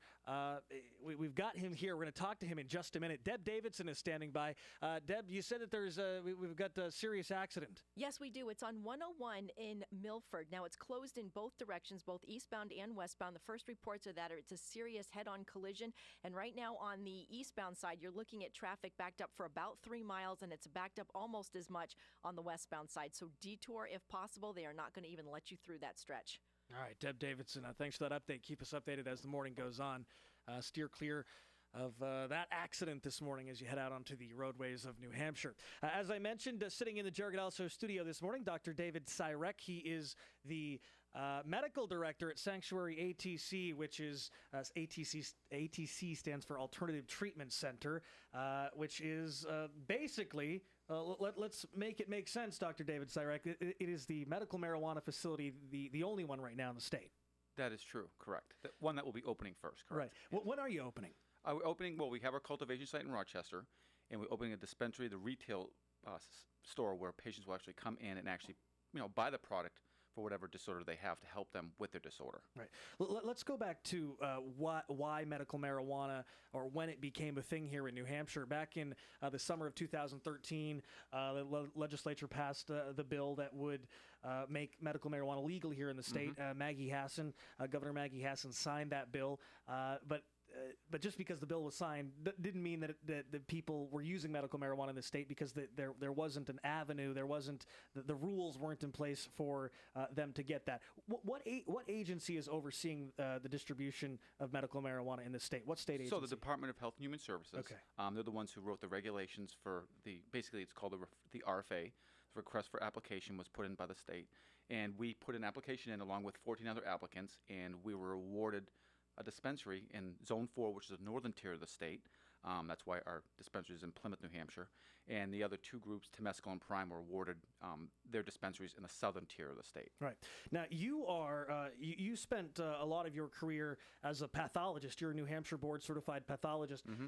What inspired you to get involved with in the medical marijuana field on the ground floor of it in New Hampshire? That's a good question. Basically, throughout the years, I've done my research on medical cannabis.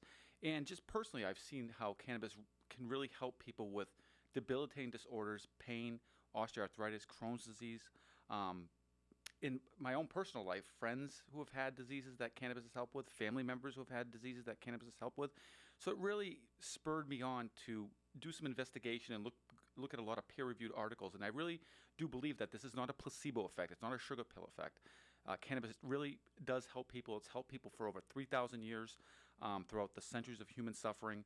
And I really believe in it. And I think New Hampshire is going to believe in it very strongly once we get open and really patients come forward and explain their experience with cannabis and truly how it helps them with their disorders. I think that's going to be big. What is the medical research right now? Is there solid medical research that marijuana does in fact help people medically? I mean, is there solid research out there? There definitely is. I mean, just because it's federally legal in the United States, there has been research done in the United States, definitely. But other countries, Israel, Brazil, the UK, they've done a lot of research on medical cannabis, and there's a lot of thousands of articles out there that are peer-reviewed, that are excellent, that really show the efficacy of cannabis with certain disorders, and not just certain, a lot of disorders. So there definitely is a lot of research out there, and it's definitely research that's I've read, and it's strong research. It's just not some little article that's a paragraph. These are really, some of them are 30, 40 pages of intense research. Is medical marijuana different than recreational marijuana that someone might buy, on the street corner from a dealer? Is it different, or is it pretty much the same? Good question. I mean, cannabis is cannabis, right? What Sanctuary and what the other alternative treatment centers are going to be doing is testing the cannabis. Every batch of cannabis that is produced is tested in a New Hampshire ISO accredited lab, and it's tested for potency, cannabinoid profile, THC, CBD, etc. Make sure there's no molds, fungus, spores, no heavy metals, no pesticides. So the difference that separates medical cannabis from street cannabis is that it's much safer. People know what they're getting. They know the THC content, and they can accordingly titrate their dose versus getting it off the street in the black market. People don't really know what they're getting. They don't know what the THC is. They don't know if it's been treated with pesticides, and you don't want to be taking pesticides into your body, which can promote cancer. All right. Dr. David Sirek is with us this morning on the Jared Goodell Show. He's the medical director at Sanctuary ATC, which is set to open in Plymouth. When are you opening? Is it the end of this month? Next month? We're shooting for the end of this month. So like in the next few days? Yeah, next few days. Should be shooting for it, yes. All right, so it's there's still some stuff that needs to be done, a lot of packaging of product, but we have a lot of good help that's helping us, and well, we're striving, we're pushing forward, a lot to do, but we want to get this medicine to the patients. We know that patients have been very patient waiting for this, and we're excited to give them the medicine that they deserve. All right, so you are going to be one of 4 alternative treatment centers where patients who have a medical marijuana ID card will be able to go and get medical marijuana. Your storefront where people will go is in Plymouth, but your growing operation where you're growing the marijuana is in Rochester. Yes. I think this is what people are most interested in, or at least I am, to be honest, is the growing operation. Sure. How long have you been growing this marijuana? Well, we've been doing the outbuild since last summer of the building. We're in a mill building, which is 200,000 square feet, but we have 15,000 square feet in that to grow. So since last summer, we've been doing the build out of that. We've really only been growing since January, and we've started from seed. And when you talk about cannabis, it's all about genetics, because different genetics dictate how that plant will affect someone with whatever particular disorder they have. So whether it's an indica, which is a better nighttime strain, which is more sedative, good for pain, or a sativa strain, which is more active daytime strain, people can function, they can focus, which is also good for pain, or a hybrid, which is a combination of both indica and sativa. So we're growing all those. We have hundreds of plants growing, all different types of genetics for different patients, whatever ailment they may have. So it's really exciting. So you grew the marijuana from seed? Yes. And it's already ready to be sold? Yeah, it's a quick process, It's a quick because we basically have a perfect environment. So when you grow cannabis indoors, you're trying to recreate Mother Nature. Yeah. So you have to have CO2, carbon dioxide for the plant, because photosynthesis, the plants use carbon dioxide for photosynthesis. Constant fans, making wind. Yeah. Excellent nutrients. Everything's organic too, grown organically, no pesticides, like I said before. But plants really respond to that environment indoors as long as you give them what they need, and we are. It's very interesting. So how do you draw? What's the drying process? I mean, you dry it that quick? Yep, you can dry it pretty much within 3 to 4 or 5 days. You can dry it, but then there's another process known as curing. It's almost like people with cigars; they put them in those humidor boxes. Yeah. We have what's known as cannivaults, where we put the cannabis that's already dried in the cannivaults, and that maintains a perfect moisture over 3-4 weeks, and then the product is ready to be packaged and be sold to the patients. All right, let's talk about how it will be sold to the patients. If somebody has a medical marijuana ID card or they're going to get one, what products will they be able to buy at Sanctuary ATC in Plymouth? Okay, well, we're going to open up, of course, with flower product, which people can either smoke. We discourage smoking because we don't want people combusting plant material, which can be harmful for the lungs. Doesn't cause cancer, but it can be harmful. Vaporizing is a better way to take in the flower product. But we're also going to have edibles, tinctures, which basically are drops that go under the tongue. And moving forward, we're going to have capsules, transdermal patches, even suppositories. Any area that's very vascular that the medicine can be absorbed into the body is beneficial for patients. A suppository, for instance, if they're sick, they can't take food in, they can get their medicine elsewhere. So when you say plant products, I mean you're talking about the raw stuff that somebody could smoke that they might buy from a dealer on the street. Yeah, exactly. Okay. But also the edibles, right. which we use the dry product to produce the edibles. Yes. Right. What are the edibles? I mentioned to you that I have a friend out in California, in LA, and I was visiting him, and he had lollipops, and medical marijuana lollipops, and he took me to one of the storefronts there, and they've got everything. They got everything. They've got barbecue sauce, salad dressing. Yeah. Are you going to have all those things? Well, I mean, moving forward, we think we want to have savory as well as sweet. We're going to open up with just sweet because, people are used to cookies. See, per the regs of DHHS, we can't have anything that mimics candy for kids. We don't want not that kids are going to be able to have access to this. So no chocolate, no gummy bears, we'll have lollipops? We'll have chocolate, but we won't have gummy bears or lollipops and candy that would be attractive to kids or packaged in a way that's attractive to kids. Yeah. Gotcha. Okay, but you might have the barbecue sauce and the salad Eventually, we're dressing? going to move. I'm excited to make pesto. I'm making cannabis infused pesto. Really? I have the best recipe for pesto, and I'm going to make it for the patients because I think having that at night would be awesome. But let me ask you about that. Somebody out there who doesn't buy into the idea of medical marijuana, they say, they don't believe it. Mm-hmm. Why not use medical marijuana in the same way that somebody might take a pill? Why not put it in a pill form? Well, when you start to put it in, tomato sauce or barbecue sauce or teriyaki sauce, I mean, that it seems like you're blurring the lines between medicinal and recreation. Yeah, I can definitely see that point.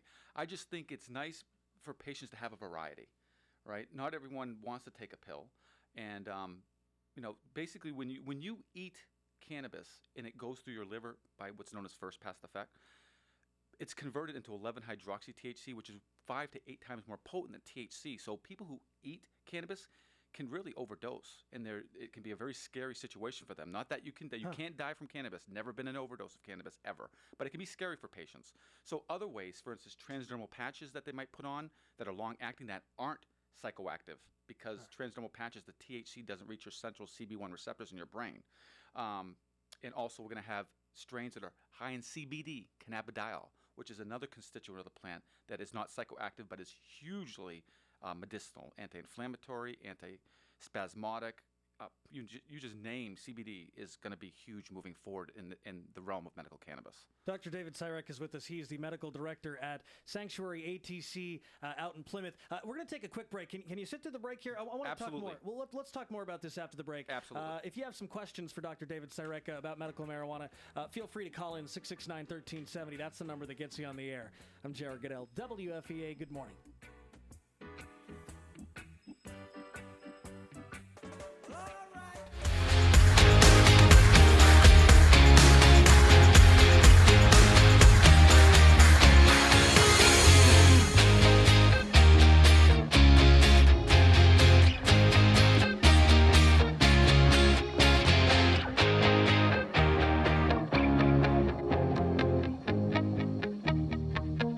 More Jared is next.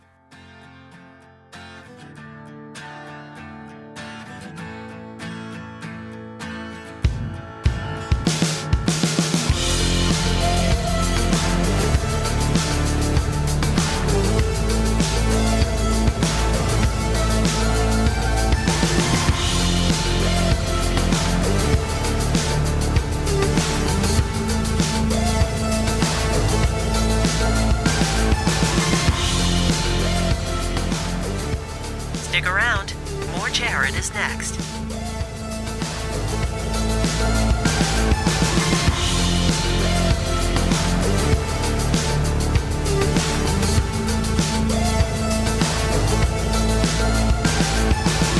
Get Jared in the car on FM 99.9 and AM 1370. Or get him online at 1370WFEA.com.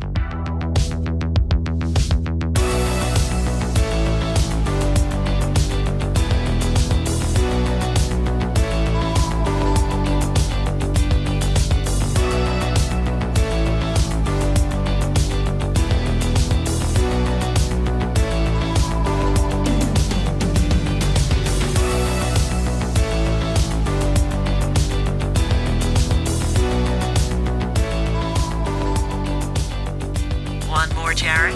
Listen on demand at 1370WFEA.com.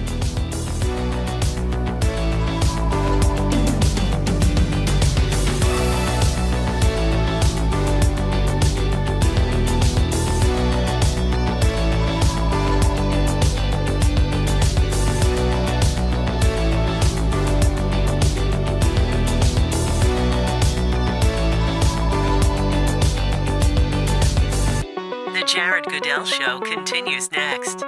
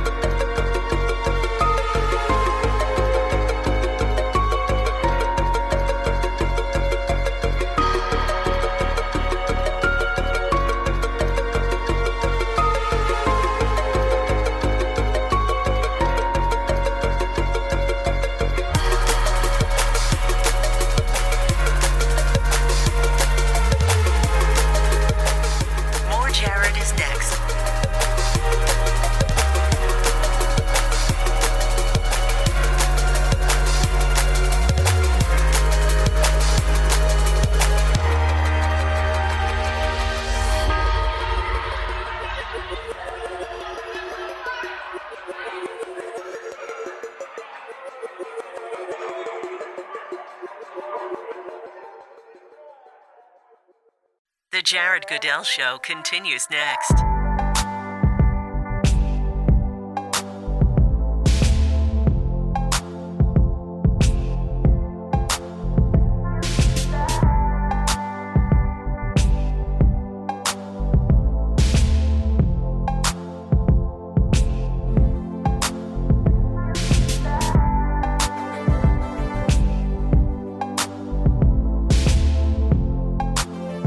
More Jared is next.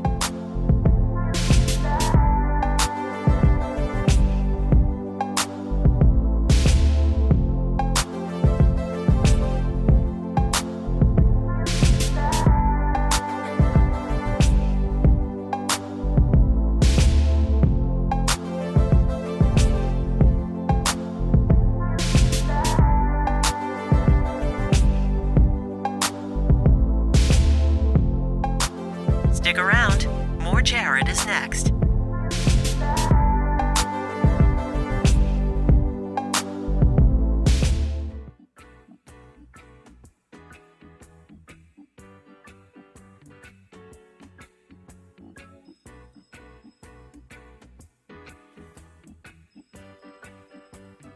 One, two, three, four. No, you should really be playing Bach, Mr. Producer. That's what you should be playing. I'll play Bach on the way out. I was reading this union leader story over the weekend, and it interested me a ton. Medical marijuana coming to New Hampshire. In fact, the first dispensary set to open possibly the end of this week, in the next few days, maybe the beginning of next week. Dr. David Cyrek is with us. He is the medical director at Sanctuary ATC out in Plymouth. And your organization not only selling medical marijuana, but also growing it. You've got a huge growing facility, which we were talking about before the break. But one of the things I found interesting was that you said that there's studies that show that playing music for the marijuana plants, it actually helps them grow. Yeah, definitely. They like classic. They like classical music. They really How do you know that? I mean, they respond positively. That's what we can say. They seem to respond positively. They look healthy. They're more resistant to disease. I don't know. I mean, I haven't tried AC/DC yet, but so they just look good. They look good. They so look you healthy. think They that- grow healthy. Yes, So you exactly. really actually have Bach playing. We have Bach and Mozart playing. You got it. We're not a playing lot. AC/DC right No, now. we'll see how they respond. Dr. David Cyrek. All right, so let's talk about somebody getting a medical marijuana ID card in New Hampshire. What is that process like? Okay, well, first of all, you have to go to your physician. Yeah. And, you have to have a qualifying condition and a symptom. Okay? So, like, for instance, Crohn's disease, and then a symptom such as intractable pain or, painful spasms within the small bowel. And then your physician or healthcare provider can be an MD, a DO, or an APRN. Can certify you. And that's all they're doing is certifying you have that condition to use medical cannabis. It's not a prescription. It's not even a recommendation. It's just a certification. That's important for the healthcare professionals to know. You're not going to get in trouble state-wise, federally, with helping patients obtain, not that you're even helping them obtain the cannabis. They do that on their own, just writing a certification. So that's important. And I think there's a little bit of trepidation there with healthcare providers in New Hampshire. But, moving forward, I think we're going to see that this is going to be a really helpful thing for patients, and we need to have an open mind. So the only thing the doctor's doing is saying that this patient, my patient, has this condition, and that condition just happens to be one that allows you to get medical marijuana. Absolutely. Okay. That's just it. It's very plain. All right, so very they take that letter from their doctor that says that they have this qualifying condition, then what? And then they send it in to the state with a passport ID and a $50 check. And then the state reviews it to ensure that this patient does indeed qualify. Most patients do. Sometimes the state will have a question about a patient, and they'll kick that back to the healthcare provider to clarify, why this patient does truly need cannabis. But, so far the state's been excellent at certifying patients and letting patients go through this process because they know that, it's important for these patients to get the symptom relief that they need through cannabis. 741 people in the state of New Hampshire, as of last week, had applied. 536 of those have been approved. The others are pending. Only 3 applications have been denied so far. Yeah. So this is interesting stuff. All right. So does insurance cover it? No insurance. It's a pure cash business. All right. Hopefully, moving forward, the thing is, and I'm not sure you know this, but cannabis is a Schedule I drug, which is placed in the same group as like a heroin and LSD. So once federally it's reclassified, and What's it the should be, cost? and I think it will be. I think there's going to be more research done on it, and it's going to be more access for patients, et cetera. So. What is the cost to somebody? I mean, if I had a medical marijuana ID card and I went to Sanctuary ATC on Plymouth, and let's say I wanted to buy some raw plant, how much is it going to cost? Well, our prices range from about $325 to $400, but you got to keep what? For an ounce. Sorry, For an ounce. For an ounce. Really? But you got to keep in mind that that's actually can be cheaper than what people get on the black market, and it's cheaper, but think of, like I said, we're testing it. It's pure, we're testing potency and consistency. And we have to be competitive with the black market just because we don't want patients getting it from us cheaply, let's say $200 an ounce, and then turning around and diverting it and selling it to other people. Is that a concern? It's a concern if you sell it, it's a concern if you sell it cheaply, because human nature is human nature. People like money. If there's a way for them to make money, they're going to make money. So, but it's not a concern in terms of Sanctuary or the other alternative treatment centers. Diversion is not going to be a problem just because we have such strict protocols in place for that not to happen. Dr. David Cyrek with Sanctuary ATC in Plymouth. It's set to open at the end of this week, maybe next week if everything goes well. Where can folks find you if they have questions? Website, contact information? Yep, sanctuaryatc.org. You can leave an email, contact information. We'll get back to you. And we're looking forward to seeing patients soon. We're really excited to get this going for the patients. That's very interesting stuff. Dr. David Cyrek, the medical director at Sanctuary ATC. Thanks for coming in this morning. Thank you for having me. I'm hoping I can get approved by the state to go in and do a tour of the growing facility. Love to have you. Love to have you. Great. I mean, come on. How cool would that be? How tall are the plants, real quick? Well, some of them. Well, it depends if they're in veg state. Some of them are only 1 to 2 feet. Yeah. And some of the flowering plants, some of them are trees that are 7-8 feet high. Wow. 7 or 8 feet high. Yeah. Huh? Yeah. Take a quick break. When we come back, big primary results from yesterday. Who won big? Who lost big? I'm Jared Goodell, WFEA. Good morning.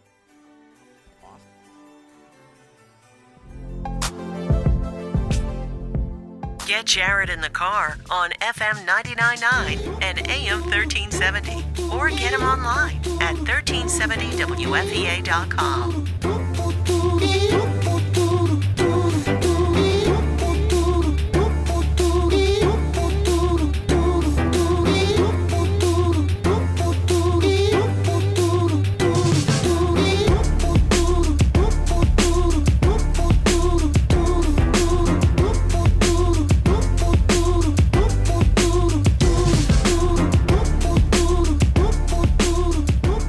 Want more Jared? Listen on demand at 1370wfea.com.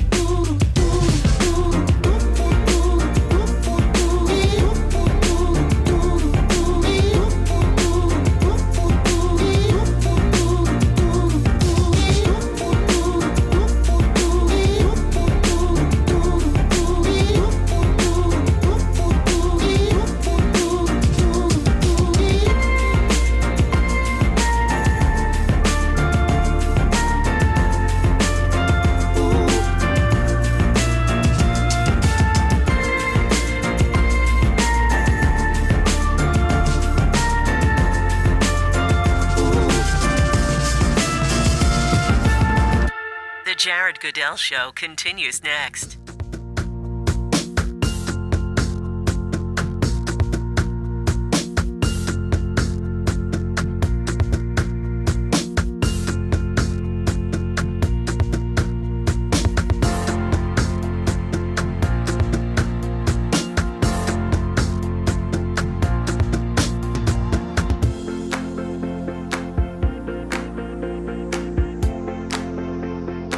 More Jared is next.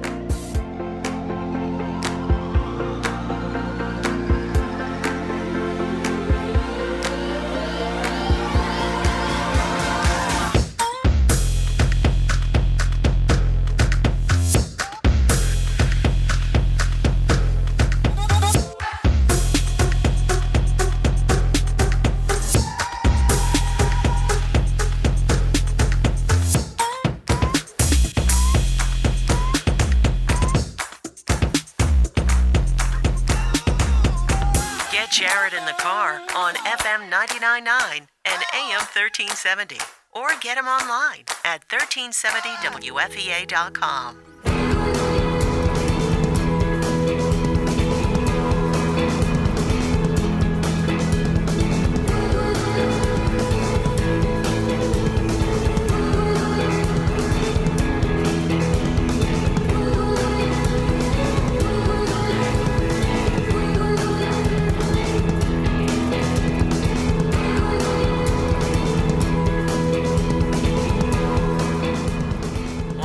Jared?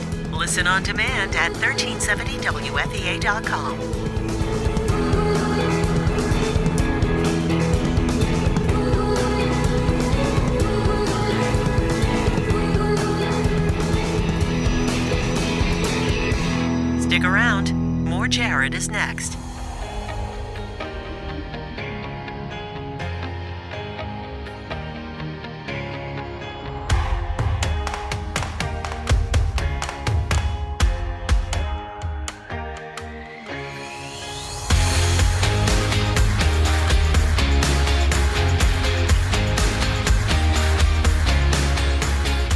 The Jared Goodell Show continues next.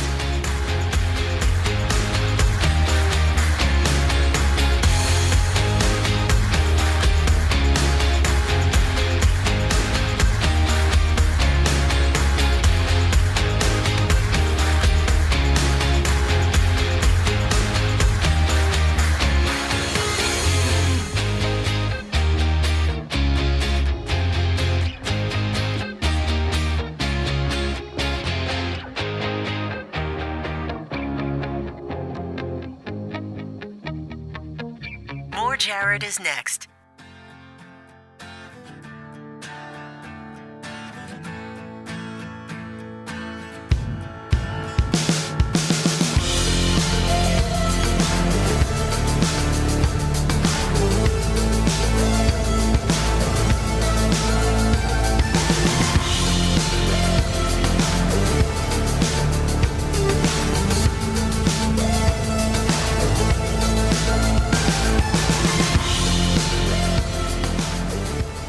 Stick around. More Jared is next.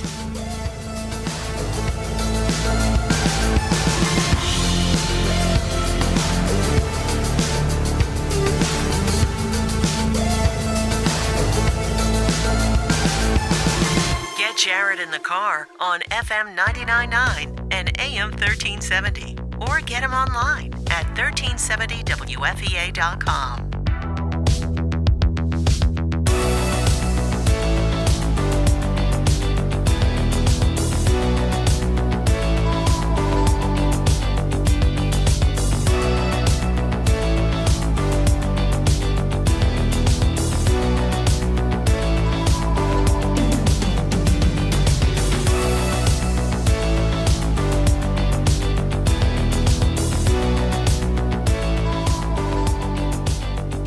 Want more Jared? Listen on demand at 1370wfea.com.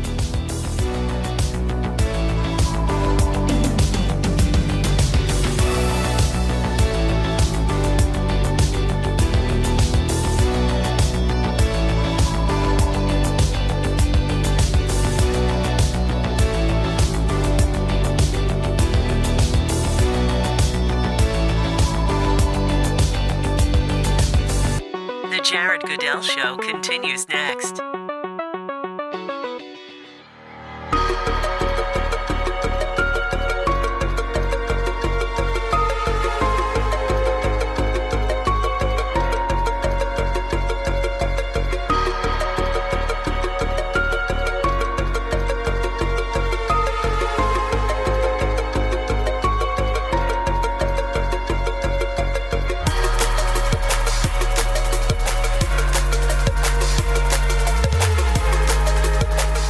More Jared is next.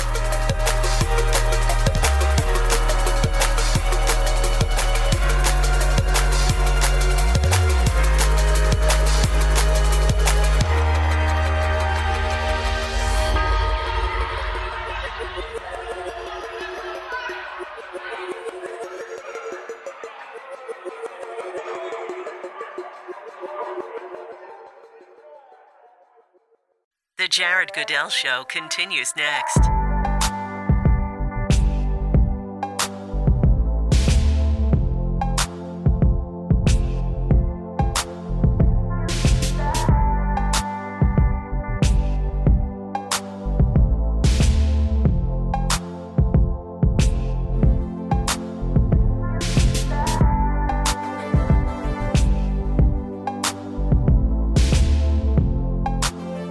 More Jared is next.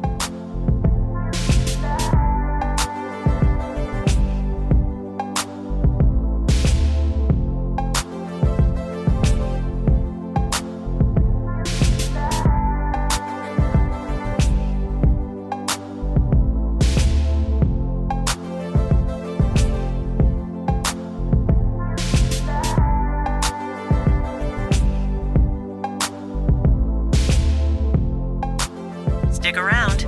More Jared is next.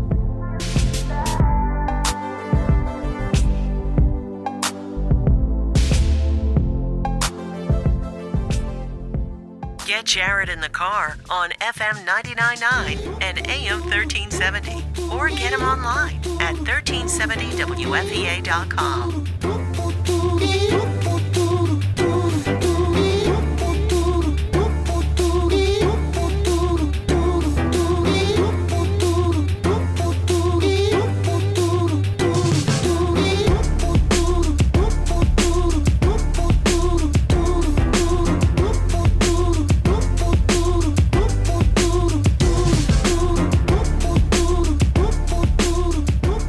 Want more Jared?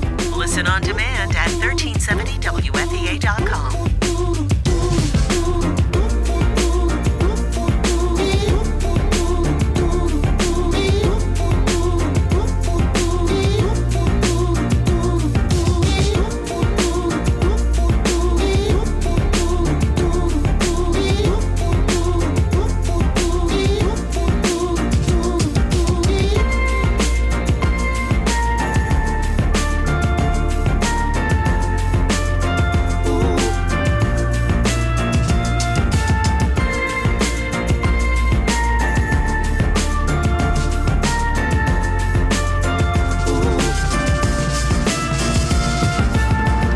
The Jared Goodell Show continues next.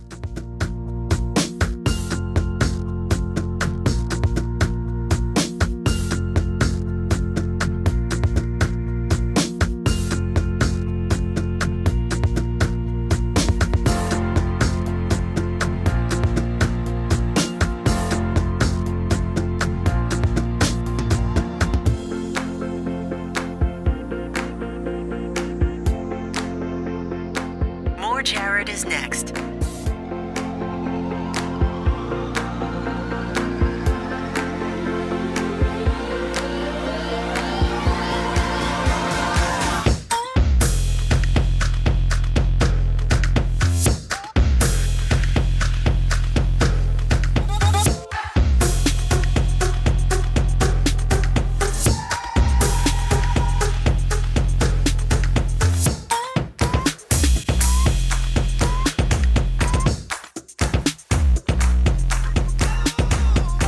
Get Jared in the car on FM 99.9 and AM 1370.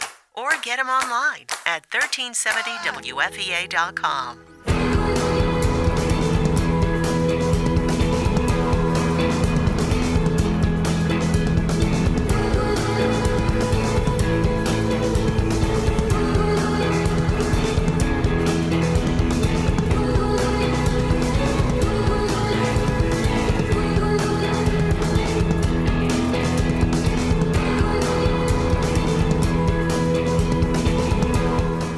Marijuana available. Maybe. I don't see that happening. Donald Trump, it looks like, is the Republican nominee after the results of yesterday's election. 5 states voting: Connecticut, Delaware, Maryland, Pennsylvania, and Rhode Island. Donald Trump swept up all 5 states, getting more than 50% of the votes in those 5 states. 57% in Connecticut, 60% in Delaware, 55% in Maryland, 57% in Pennsylvania, 64% in Rhode Island. I mean, this is huge. And he got more than 50% in every state, competing against 2 other guys.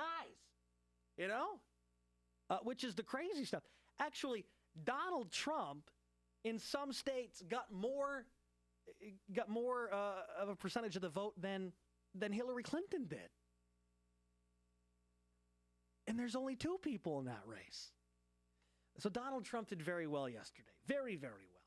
Winning 5 states, sweeping. Ted Cruz, not so much. Ted Cruz came in third in 4 of the states. He came in third in 4 of the states. John Kasich got second in 4 of the states. Oops. Which is awful, because that will somehow give John Kasich false hope that he still has a chance. You know, I came in second in 4 states. So we're gaining here. And John Kasich, the confused old man, will remain in the race, I believe. By the way, Donald did very well with women yesterday. In fact, exit polls showed that more than 50% of women in 3 of the states like Donald Trump. Which is interesting because Hillary's numbers didn't look that good. A lot of women don't like Hillary at all. I wonder why. My grandmother was once a huge Hillary fan, and she is not anymore. Really? She is now. She was a Hillary swab. I mean, she loved Hillary Clinton. What happened? I don't know. You know, we should have her on the air to find out what happened. She's not a Hillary fan anymore. Then we'll get along famously.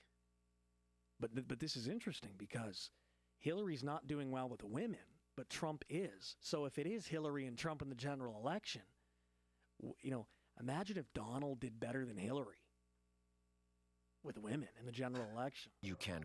Imagine that.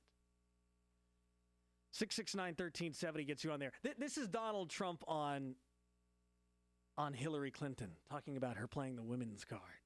Well, I think the only card she has is the woman's card. She's got nothing else going. And frankly, if Hillary Clinton were a man, I don't think she'd get 5% of the vote. The only thing she's got going is the woman's card. And the beautiful thing is women don't like her, okay? And look how well I did with women tonight. Okay. So, ladies and gentlemen, thank you. Thank you very much. I want you to notice something. When Trump said that, you hear the screaming in the background, right? What gender does the screaming in the background sound like? Let me play it again for you. Well, I think the only card she has is the woman's card. She's got nothing else going. And frankly, if Hillary Clinton were a man, I don't think she'd get 5% of the vote. The only thing she's got going is the woman's card. And the beautiful thing is women don't like her, okay? And look how well I did with women tonight. Okay. What gender are those screams? Sounds like transgender. Thank you very much. No, but seriously, what gender are those screams? It sounds like there's women. Donald Trump hates women. You've heard it again and again and again, Jared. You're missing my point here. I'm not missing Women are screaming for Donald Trump when he says that. I'm going to play the Hillary soundbite. Okay. When she responds to Donald Trump saying that she's playing the women's card, and I want you to pay very close attention to the screams that Hillary gets. Now, the other day, Mr. Trump accused me of playing the, quote, woman card. Well, if... Sounds like men to me. I mean, did you hear the male boo? And did you hear the deep voices? Boo. I mean, either that or Hillary has a lot of trannies. But this is my point, is that Donald is doing well with women. I mean, they're in his audience. They're not in Hillary's audience. I mean, if she can't win with women, who the hell is she going to win with? I mean, yesterday we read you the Washington Post story that the most likely names to vote, to donate to Hillary Clinton's campaign right now, and this was a Washington Post story, were Mohammed and Juan. Jared. And I'm not going to comment any further than that. I mean, this is...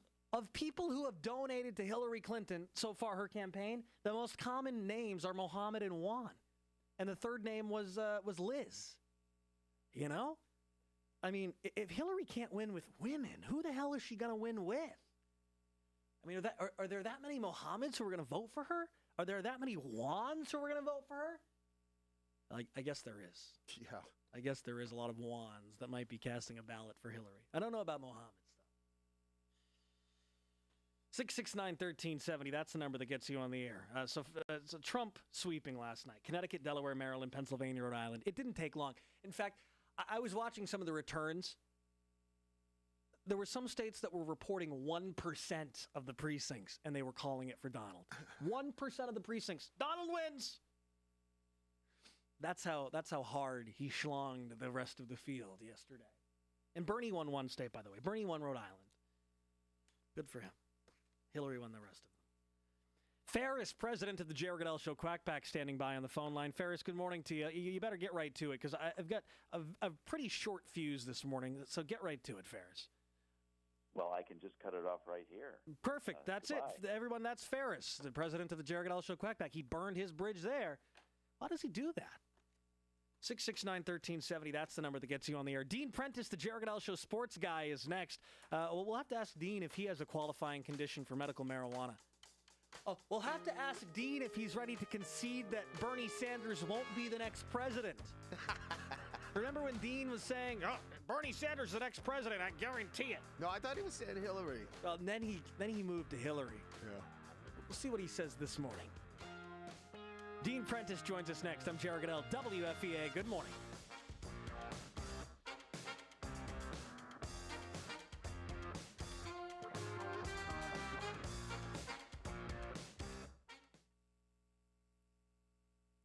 And the board is clear.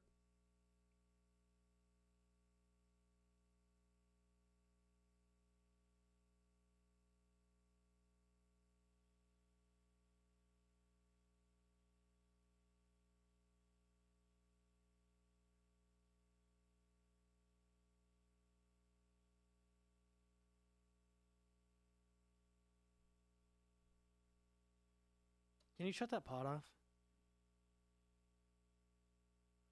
Just monitoring it. Hello? Monitoring Q. I don't want to hear it.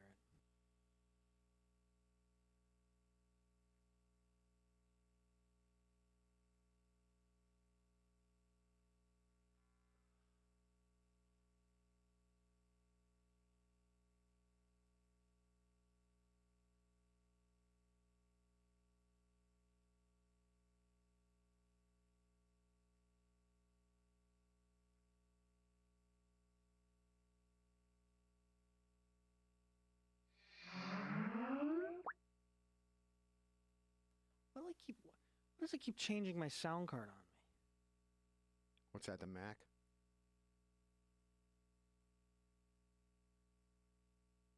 Well, I guess it didn't. Just when it opens on the wrong sound card. Dean.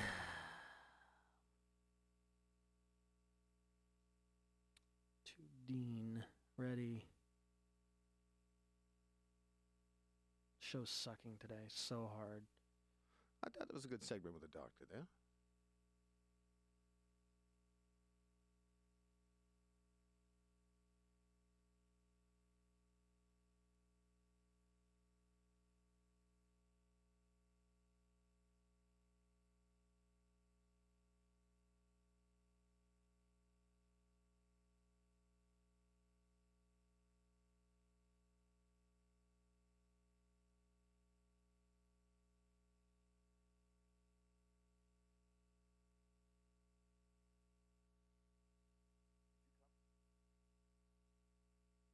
Ferris. Yes, we did come to you, and you said you could end it right now. There you go. I'll take it up with your brother. He said, I believe it was, let's go to the president of the Jared Goodell Show, Quackback. Ferris is on the line. Go right to it, Ferris, because we don't have a lot of time. And you said, well, I could end it right now. And then Jared said, okay, we could do that. See ya. He's a wise guy. All right, I'm going to open this lineup. We'll see you, Ferris.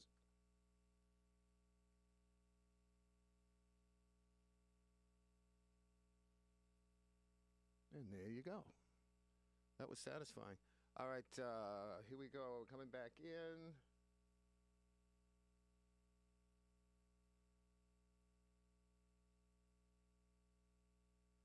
In 10 seconds.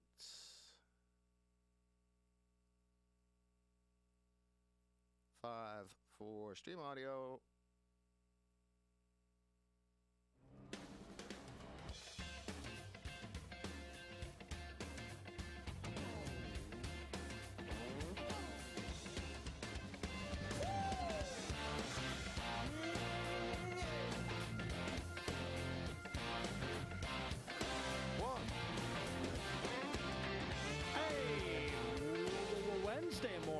It's a good day today, right? Because it's pretty much wrapped up. I mean, it is wrapped up. It's over. I mean, there's no need for us to cover any more of the primaries. Ted Cruz is statistically eliminated. I mean, mathematically, he can't do it. He can't get the nomination. Mathematically, Donald Trump can get the nomination, and it looks like he's going to. I mean, I'm reading a grid right now that is showing in a very conservative way is giving Trump the win in a few states, but also giving Ted Cruz the win in a few states, being very conservative on the numbers that Trump will get in the upcoming states. And it still gives Trump 1,249 delegates by the time it's all said and done. Donald Trump's going to get the nomination. And at this point, I'm sorry to have to tell you, but Bernie Sanders has also been mathematically eliminated. There's no way. Hillary Clinton's within a couple hundred delegates of securing the nomination. So it is going to be Donald Trump and Hillary Clinton on the general election ticket. Are you ready? Are you prepared for it? I'm ready. Oh, the debates will be fantastic. Fantastic. He is going to rip her apart. You think she's got a wrinkly old face now? Wait until the debates. That woman is going to be beat up and put away, soaking wet. Complaints, by the way, can be sent to bcox@manchesterrg.com for you liberal delicate flowers out there who want to complain about that comment. Dan says, Jared, I want to know when all the GOP establishments are going to start telling the other two members of the field who have been now statistically eliminated from achieving 1, 2, 3, 7 to bow out for the good of the party in the name of unity. Dan, it won't happen. It won't happen. At this point, for the good of the party, they want it to be a contested convention. They want Ted Cruz and John Kasich to stay in. The establishment does, because they don't want Donald Trump. They want John Kasich. So they're going to suggest that John Kasich remain in the race. Which is why, I mean, come on, John finished second last night in 4 states. Who are you to say that he doesn't have a chance? He finished second in 4 states. Come on. He's gaining. 669-1370. That's the number that gets you on the air. Dean Prentice, the Jared Goodell Show sports guy. Dean, we were laughing before the break. I remember a time when you told me that you read a story from a college who had predicted the presidents for like the last 50 years, and they were right, and they predicted that Bernie Sanders was going to be the next president. Dean, are you ready to concede that Bernie will not be the next president of the United States of America? I am with you there. I am ready to admit that. I'm thanking God he's not going to be. Let's just put it that way. I wasn't a Bernie Sanders guy. I'm just telling you what they said. But the real question here today is, will our new First Lady, Bill Clinton, which bathroom will he use? It's been a big topic on your station. Which bathroom will our new First Lady use in the White House? Good one. Well, I think the bigger question here is, will Bill Clinton take advantage of the transgender bathroom policy at the White House? Will he be one of the pervs who will be in the women's bathroom trying to take pictures? That's my point. I don't know. He's going to be the First Lady, so who knows? Not sure how that's gonna work. But the fun. You talk about the debates being fun. The most fun part is the primaries. A lot of people, you watch the blustery, but you're not really deciding who's going to be the president. It gets a little more serious in the big debates. I can't wait. He is going to attack Hillary, but the funniest part is when she attacks back, at some point he's going to have to discuss his policies. We can't just build a wall, make America great again. We actually have to have a plan, so that's going to be interesting. I think he's going to get scorched in those debates also, so those debates ought to be pretty interesting. Well, we talked about this a lot last hour, Dean. I'm not sure that the American people really give a damn about what his hearing about policy. I mean, I think some the ones do. that are the ones that think like you don't, but there's a big majority, obviously, since he's not going to win, that don't think that way. So I think a lot of people do. I think more people on the Republican side are going to care than you think. I don't think that a big majority. I think that a majority of people want a leader, and Donald Trump is a leader. He doesn't need to know the policy. Here's my prediction. This doesn't come from any magazine. Hillary Clinton beats him by 20-plus points. Well, we'll see. 20 plus. And we do know me against you, I'm 1-0. That's just for the record. Hey, before we run out of time, I'd just like to mention the Red Sox ace finally pitched like an ace and struck out 14 last night. David Price. Red Sox have won 4 out of 5 on a road trip, and I'm headed to Fenway tonight, so we'll have something to talk about tomorrow. Anyways, back to the election. Dean Prentice, the Jared Goodell Show sports guy, with us. All right, so what's going on in sports? Red Sox won or something last night. What else is going on? I just told you the Red Sox won. Is that again. it, though? Is that all you got? Celtics in Game 5, also down in Atlanta, along with the Red Sox, got I've never seen I mean, they got destroyed last night by the Atlanta Hawks in Game 5. So they're down 3-2, coming back to Boston tomorrow night. They play to try to send it to a seventh game. But it was the most dismal performance that I ever remember seeing in a playoff game. It was that bad. They were ahead by 10 early in the second quarter and then got outscored like 60-something to 30. It was embarrassing. It looked like a high school team going against a college team. It was gross. Not sure now what's going to happen. Isaiah Thomas, their best player, limped off the floor in the fourth quarter. So does not look good for our Boston Celtics. But the Red Sox, it's baseball season. It's the middle of summer soon. So we'll be rolling, and I'll be there tonight cheering them on. All right. You got good tickets? Very good. All right. Very good. Yeah, they're impressive. I'll send you. I'll text you some pictures. All right. I know you're. All right. You get them for free? I can't discuss that. Okay. Sounds good. Dean Prentice, the Jared Goodell Show sports guy. You don't believe that Donald Trump will be the next president. I'm shocked about that. I'm disappointed, Dean. I thought you were a common sense guy. Zero chance. But it's clear you're not. Zero chance. So you heard it here first. Did you see the video that's going viral of Chris Christie dancing to Bruce Springsteen? I wouldn't watch a Chris Christie dance, whether it was viral or not. So, no, I did not see it, because that's got to be some ugly video.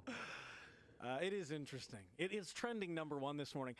Also, speaking of Chris Christie, there is also trending number two this morning is a picture of his wife behind Donald Trump last night, supposedly rolling her eyes. Yeah, I thought Chris Christie got lap band surgery or something. Why is he so fat still? I don't know. No, who knows? Didn't he get the surgery? Do you think he'd be a good I think he'd be a good VP in the Trump White House. You think? Yeah. I think that would just solidify Hillary's standing. So there come you go. on. No, a lot of people like him. A lot of people love I love Chris Christie. What he needs to do is get Kasich as his vice president so that when he gets impeached or does something really stupid, we can actually have a president that I probably would vote for. I'm registered independent, as I've mentioned before, and I would vote Republican in this if it was anybody other than Trump. Ted Cruz would be tough to stomach, but I'd still probably Watch vote this. for him. I can turn him off like this. There we go. Now he's gone. John Kasich. What an idiot. I mean, you might as well vote for Hillary Clinton if you're going to vote for John Kasich. Howie Carr joins us next. I'm Jared Goodell, WFEA. Good morning.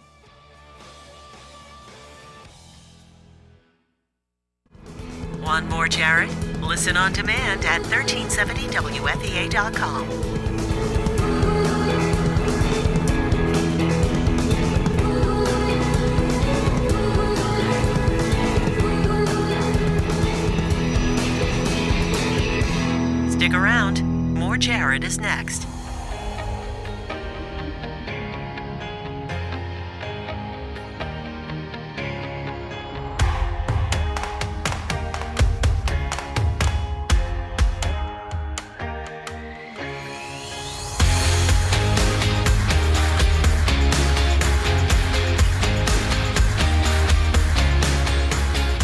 The Jared Goodell Show continues next.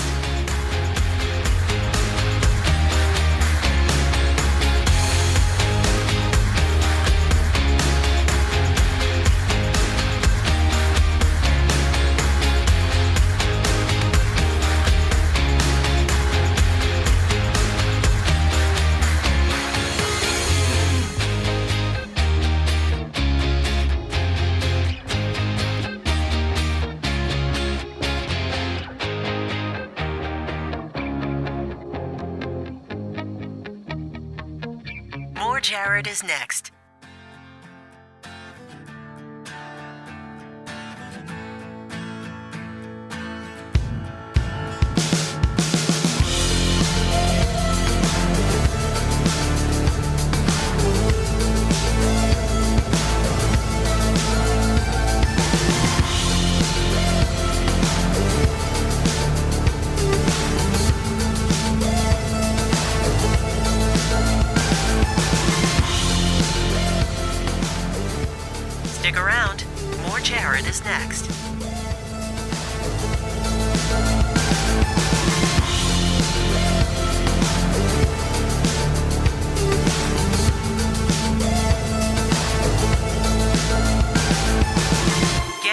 in the car on FM 99.9 and AM 1370. Or get him online at 1370WFEA.com.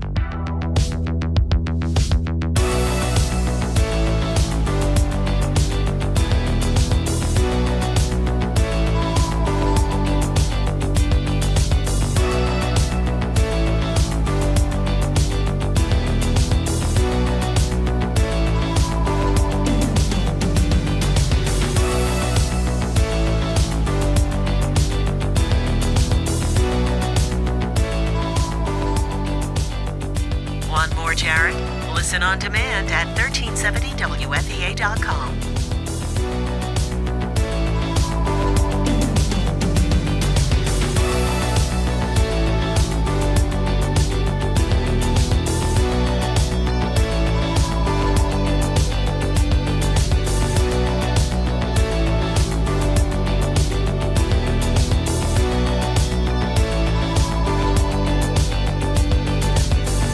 The Jared Goodell Show continues next.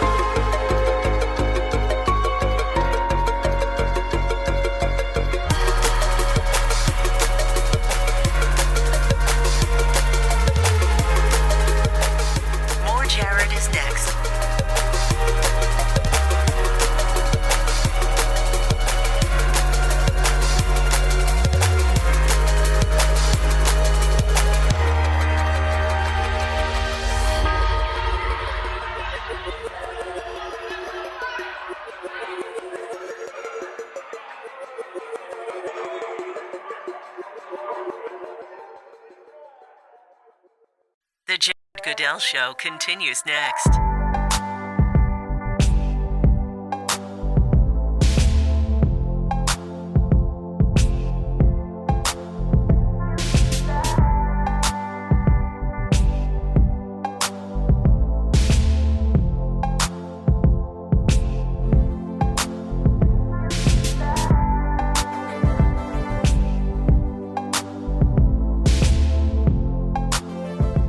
Jared is next.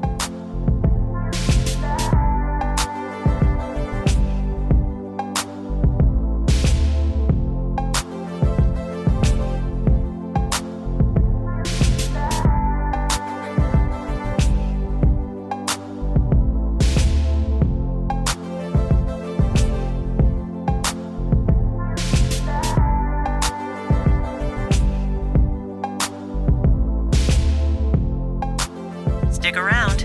More Jared is next.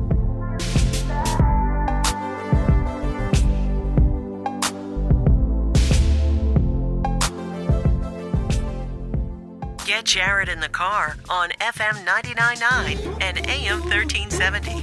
Or get him online at 1370WFEA.com.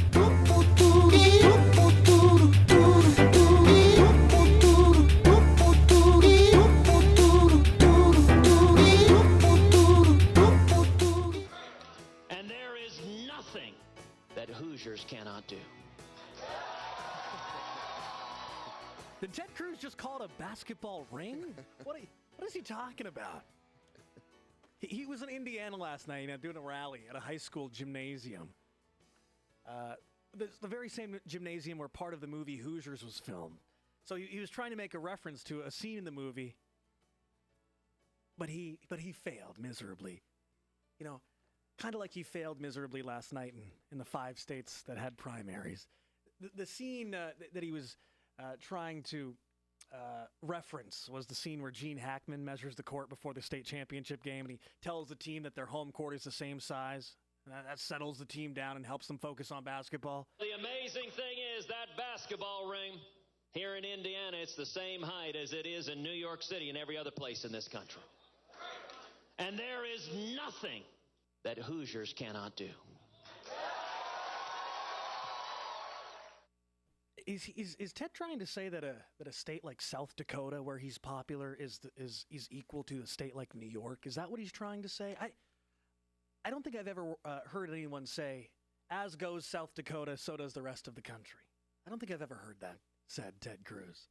Howie Carr joins us now on the Jared Goodell Show, breaking down his thoughts on yesterday's primary and the rest of the presidential primary season, which I think is pretty much over at this point. Howie Carr, good morning to you, sir. Good morning. I just came in. I was shooting a few basketball rings out in the driveway. You know, I have the ring. I put up a ring last year, and I like to shoot a few rings every time. And so as South Dakota goes, Jared, so goes Wyoming. But now the really hard work begins for the Cruz campaign. They've lost all the primaries, and now it's time to start stealing the delegates. Well, that won't happen, Howie. That won't happen. I had Jennifer Horn on yesterday. She's the chairwoman of the GOP party here in New Hampshire, and she assured me that that's not going to happen.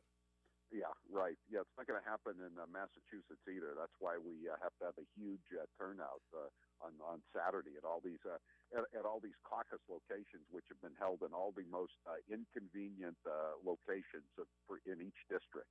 If they could have held the caucus from my congressional district in Rhode Island, which we abut the Rhode Island line, they would have held it at the Providence downtown Providence Mall. I think just to whatever they could to minimize turnout. Some places it's not just Cruz people; it's other places it's the local political establishment that's trying to lift these delegates off of the voters. Did you see some of the exit polls from yesterday, Howie? How well Donald Trump is doing with women? It's amazing.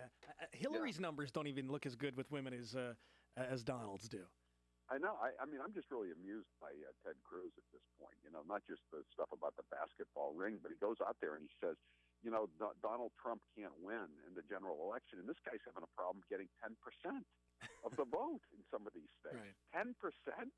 Is it really that hard, Ted? And he just, and by the way, where is his wife too? I mean, even Hillary Clinton showed up. After she did the 60 Minutes piece with Bill. After the Jennifer Flowers revelations back in '92. I mean, what the hell? Where is Heidi? You're right, Howie. She has been missing ever since Donald Trump made that comment about her. Well, she'd been missing. I think she went missing though after the National Enquirer story about the D.C. Madam. That's when she really went MIA. I haven't seen her since then. Maybe like one or two times. That's about it. That's an interesting observation, Howie. Yesterday, Donald Trump took down 5 states, all 5 states. He swept it with more than 50% of the vote in every state. In Connecticut, he got 58%, Delaware 61%, Maryland 54%, Pennsylvania 57%, Rhode Island 64%. You know what I find interesting, Howie? I'm hearing from people this morning who are saying, there's no way that Donald can beat Hillary Clinton. There's no way that he can do it. I just don't buy that garbage. I don't buy it at all. I think he's the only guy that can beat Hillary Clinton. Right. Well, sometimes you have to take what people are saying with a grain of salt. But last night on a couple of the networks, the Democrats were saying, Cruz would just be a pushover because he's just sort of a traditional Republican candidate. Who's not going to expand the base, the 240 electoral votes or whatever that Mitt Romney got. I mean, what states does he put into play? Right. Extra states. I don't think he puts any in. And Joe Trippi and another guy on CNN, Democrat operatives, were saying Trump's probably got a better shot than Ted Cruz. And the other thing too is all these people that are saying Trump can't win. What is the empirical evidence that Ted Cruz can do anything? If Ted Cruz can't win any states that other than Wisconsin is the only state he's won in the Eastern Time Zone, east of the Mississippi, that had a primary. I mean, how can you write off the entire eastern 2/3 of that's where 2/3 of the population lives? He's going to write it off. I don't see the path to victory for Ted Cruz. Oh, well, come on, Howie. They're predicting that he'll win Nebraska, Montana, and South Dakota. You don't think he can win it with those 3 states? Well, he couldn't even. He seems to. I thought he was putting together his grand strategy was to win all the states where they have more senators than they do congressmen. That would include Wyoming, but then he lost Vermont a couple of months ago, and now he's lost Delaware. So I mean that strategy seems to be coming apart too. So it's now he's reduced to the mountain time zone theory of victory. Again, that should put him within close to 200 votes of winning in the electoral college. It's ridiculous. I mean, it's time for these guys to go home. It's time for him to work on his 3-point shot. Right. At this point, Ted Cruz needs to win 117% of the remaining delegates. I remember, what was it like? It was only like a week ago that he told Kasich that he should get out because he couldn't win the convention, right? Yep. That was then, this is now. There's a really good piece on Drudge this morning that breaks down, and I think in a pretty conservative and reasonable way. It's a grid that breaks down the upcoming states and how many delegates Trump will get and how many delegates Cruz will get in each state. This math predicts that Donald Trump will finish up on June 7th after South Dakota with 1,249 delegates, which is more than 1, 2, 3, 7. So he should secure the nomination. It's looking good for Trump at this point, Howie. Yeah, I think last night this guy Stephen Hayes. I mean, he really has the worst case of Trump derangement syndrome, I think, on any of the TV networks. He was saying that the Republicans are going to draft a third party candidate. I mean, are you kidding me? I mean, are they crazy? I think Trump's got the better idea. Keep trying to hold Bernie Sanders' coat and tell him he should be running third party. But these Republicans are they've just totally taken leave of their senses, Jared. Let's talk about that real quick, Howie. If Bernie, because Bernie's not going to get the Democratic nomination. I mean, we know that. But if Bernie does run third party, does that help or hurt Trump? Oh man, I think it helps him a lot. Really? Oh yeah, that would be the best thing he could do. I mean, look, let's face it. I mean, one reason that George Bush, as bad as he was probably better than Al Gore or John Kerry. I mean, the reason he got elected in 2000 is because Ralph Nader was on the ballot. I mean, Ralph Nader just siphoned off just enough votes in Florida, if nowhere else, to put Bush over the top. I think would be great. And the thing is, I mean, as much as Cruz's people despise Donald Trump, I mean, I think Bernie Sanders people really don't like Hillary Clinton much more. I mean, look at the stuff they've been saying. Talking about Monica Lewinsky was bullied, and that guy last week, the Dr. Song, I think his name was, or Dr. Sang, saying that Hillary, in so many words, was a corporate whore. I mean, that's pretty rough rhetoric there. From people who who preach love and celebrating diversity. I think the question is in the general election between Hillary and Donald, it's who secures the younger vote, the millennial vote. I don't know if you saw, Howie, the U.S. Census Bureau came out with a report this week that says that millennials have now become the nation's largest generation population-wise, edging out the baby boomers. Hillary Clinton's not doing so well with the nation's largest generation population. She's really struggling with the millennials. In fact, she's down in the single digits in some states with millennial voters. Yeah, the thing that I thought was pretty disconcerting. I don't know if it was the same survey or not. Was that millennials? They said 41% of them didn't have a problem with a socialist government. Exactly. We need to have more documentaries on YouTube or Reddit about Venezuela. Apparently, if they don't have a problem with socialism, they should see what the real wages of a socialist utopia, workers' paradise are. No, but how do you? I mean, how does the country, how do candidates, how does a political party, argue against free? I mean, how does Donald Trump and the Republican Party, try to woo these millennial voters who are okay with a socialist, who have grown up as delicate flowers, who are used to having the world handed to them on a silver platter? I mean, how does a Republican woo those people, Howie? I don't know, Jared. I mean, that's the $64 question, I guess. When I was growing up and they said there's no such thing as a free lunch, I mean, the wisdom of that seemed obvious, but it seems to have been lost somewhere along the line. I mean, people really do. Some people and not just millennials either. I mean, look at those people with gray hair and showing up with tents and no makeup if they're women, or wearing Birkenstocks and leather cowboy hats and a ponytail if they're guys. I mean, those people who go to the Bernie Sanders rally, they seem to really believe that there is such a thing as a free lunch. I don't get it. In the U.S. Census Bureau report, they say the growth in the nation's millennial population has been aided by immigration, which has added more numbers to the generation than any That's other. a problem. That's there's some of the people that believe in a free lunch because they've never had anything but a free lunch. Right. Howie, did you see the Washington Post story on the names that are most likely to donate to each political candidate? Each candidate? No, that's what is.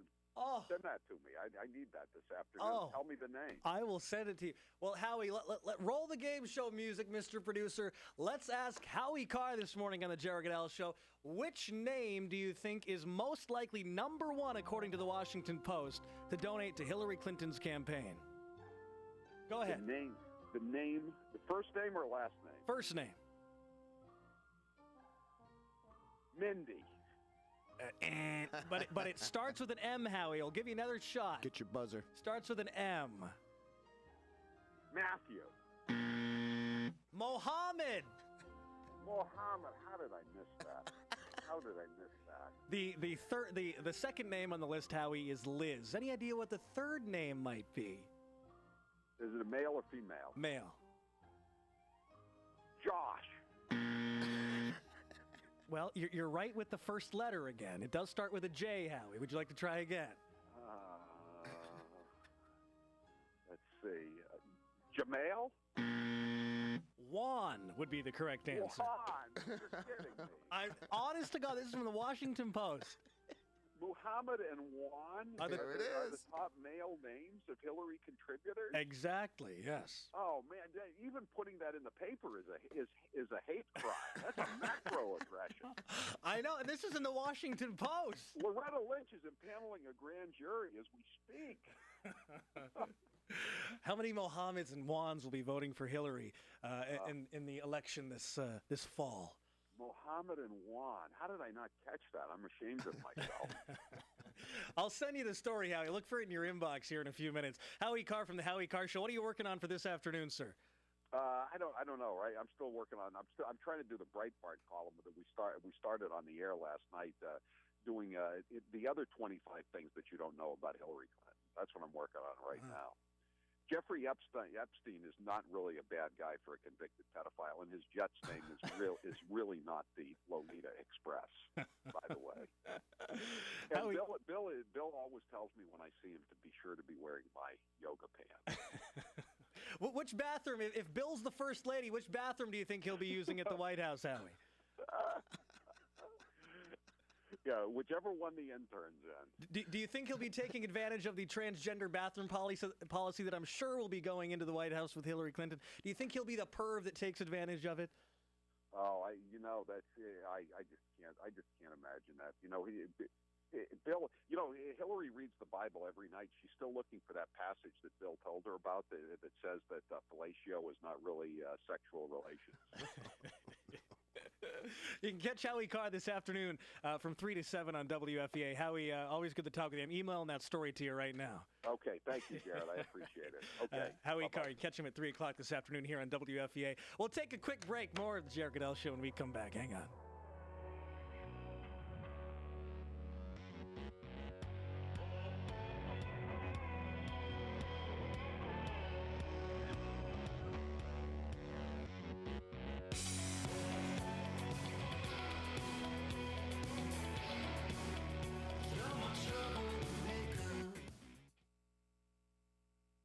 And the board is clear.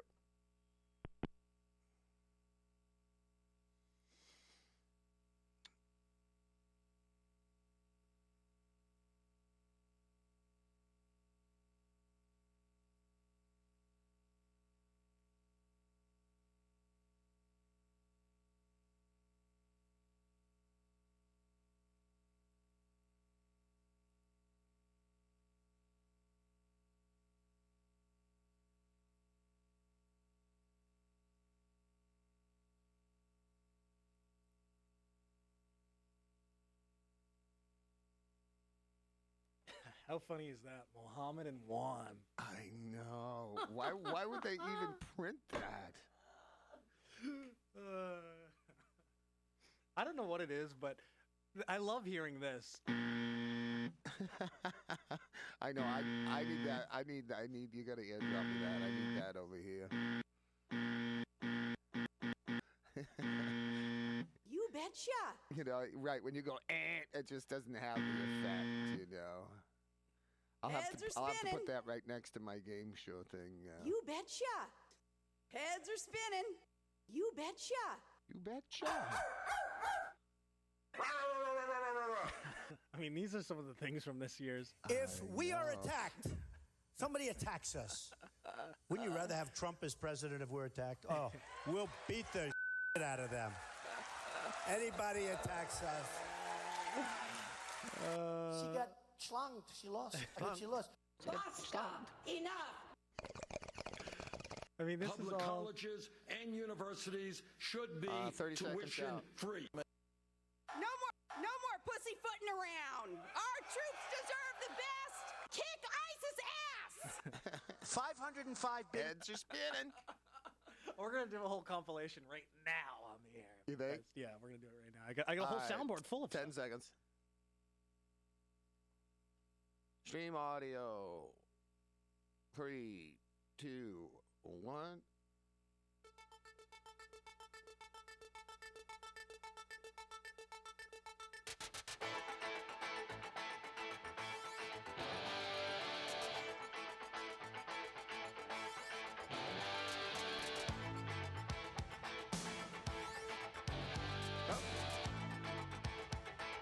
One, two, three, four.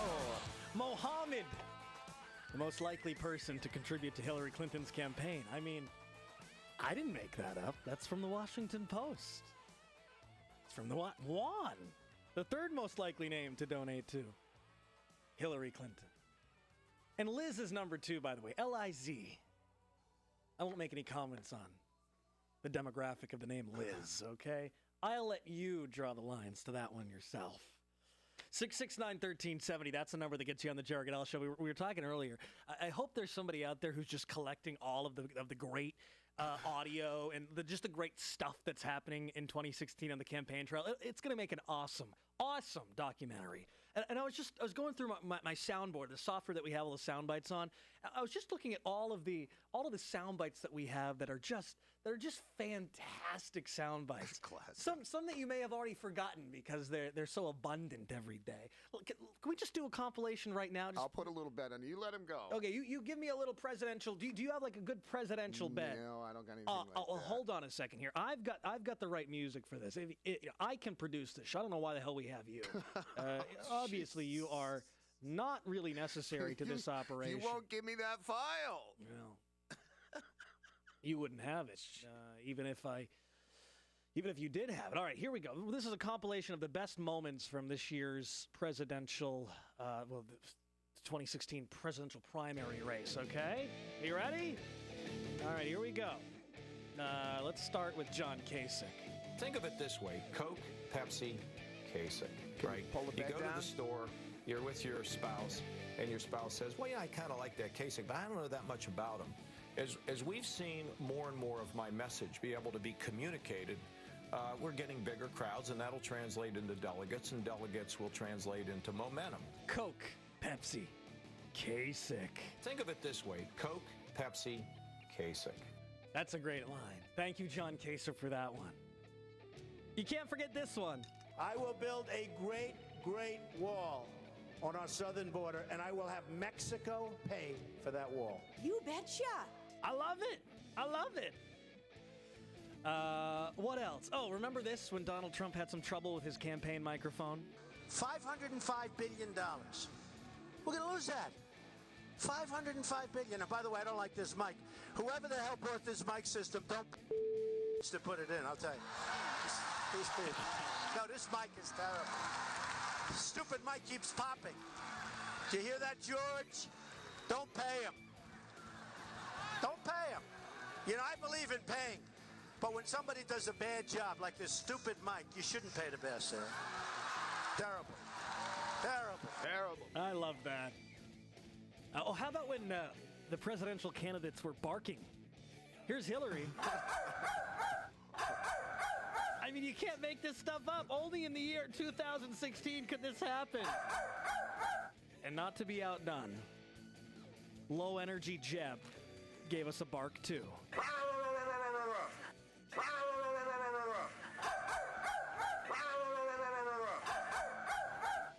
Please clap. And then there was Donald Trump talking about Hillary getting schlonged. She got schlonged. She lost. She lost. And Bernie Sanders offering everyone free stuff. Public colleges and universities should be tuition free. Make public colleges and universities tuition free. Public colleges and universities tuition free. Tuition free. Tuition free. Tuition free. Free. Free. Free. Free. Tuition free.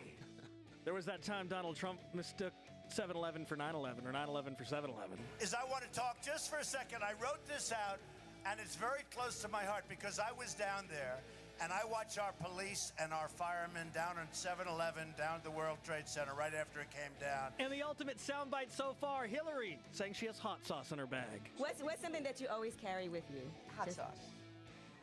Really? Yeah.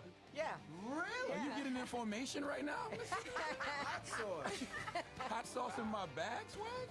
Hot sauce. Really? Yes. Now listen, I yes. just want you to know, people are going to see this and say, okay, she's pandering to black people. Coming close. Okay. Is it working? There you go. Some of the great sound bites so far in 2016. I'm Jared Goodell. Good morning.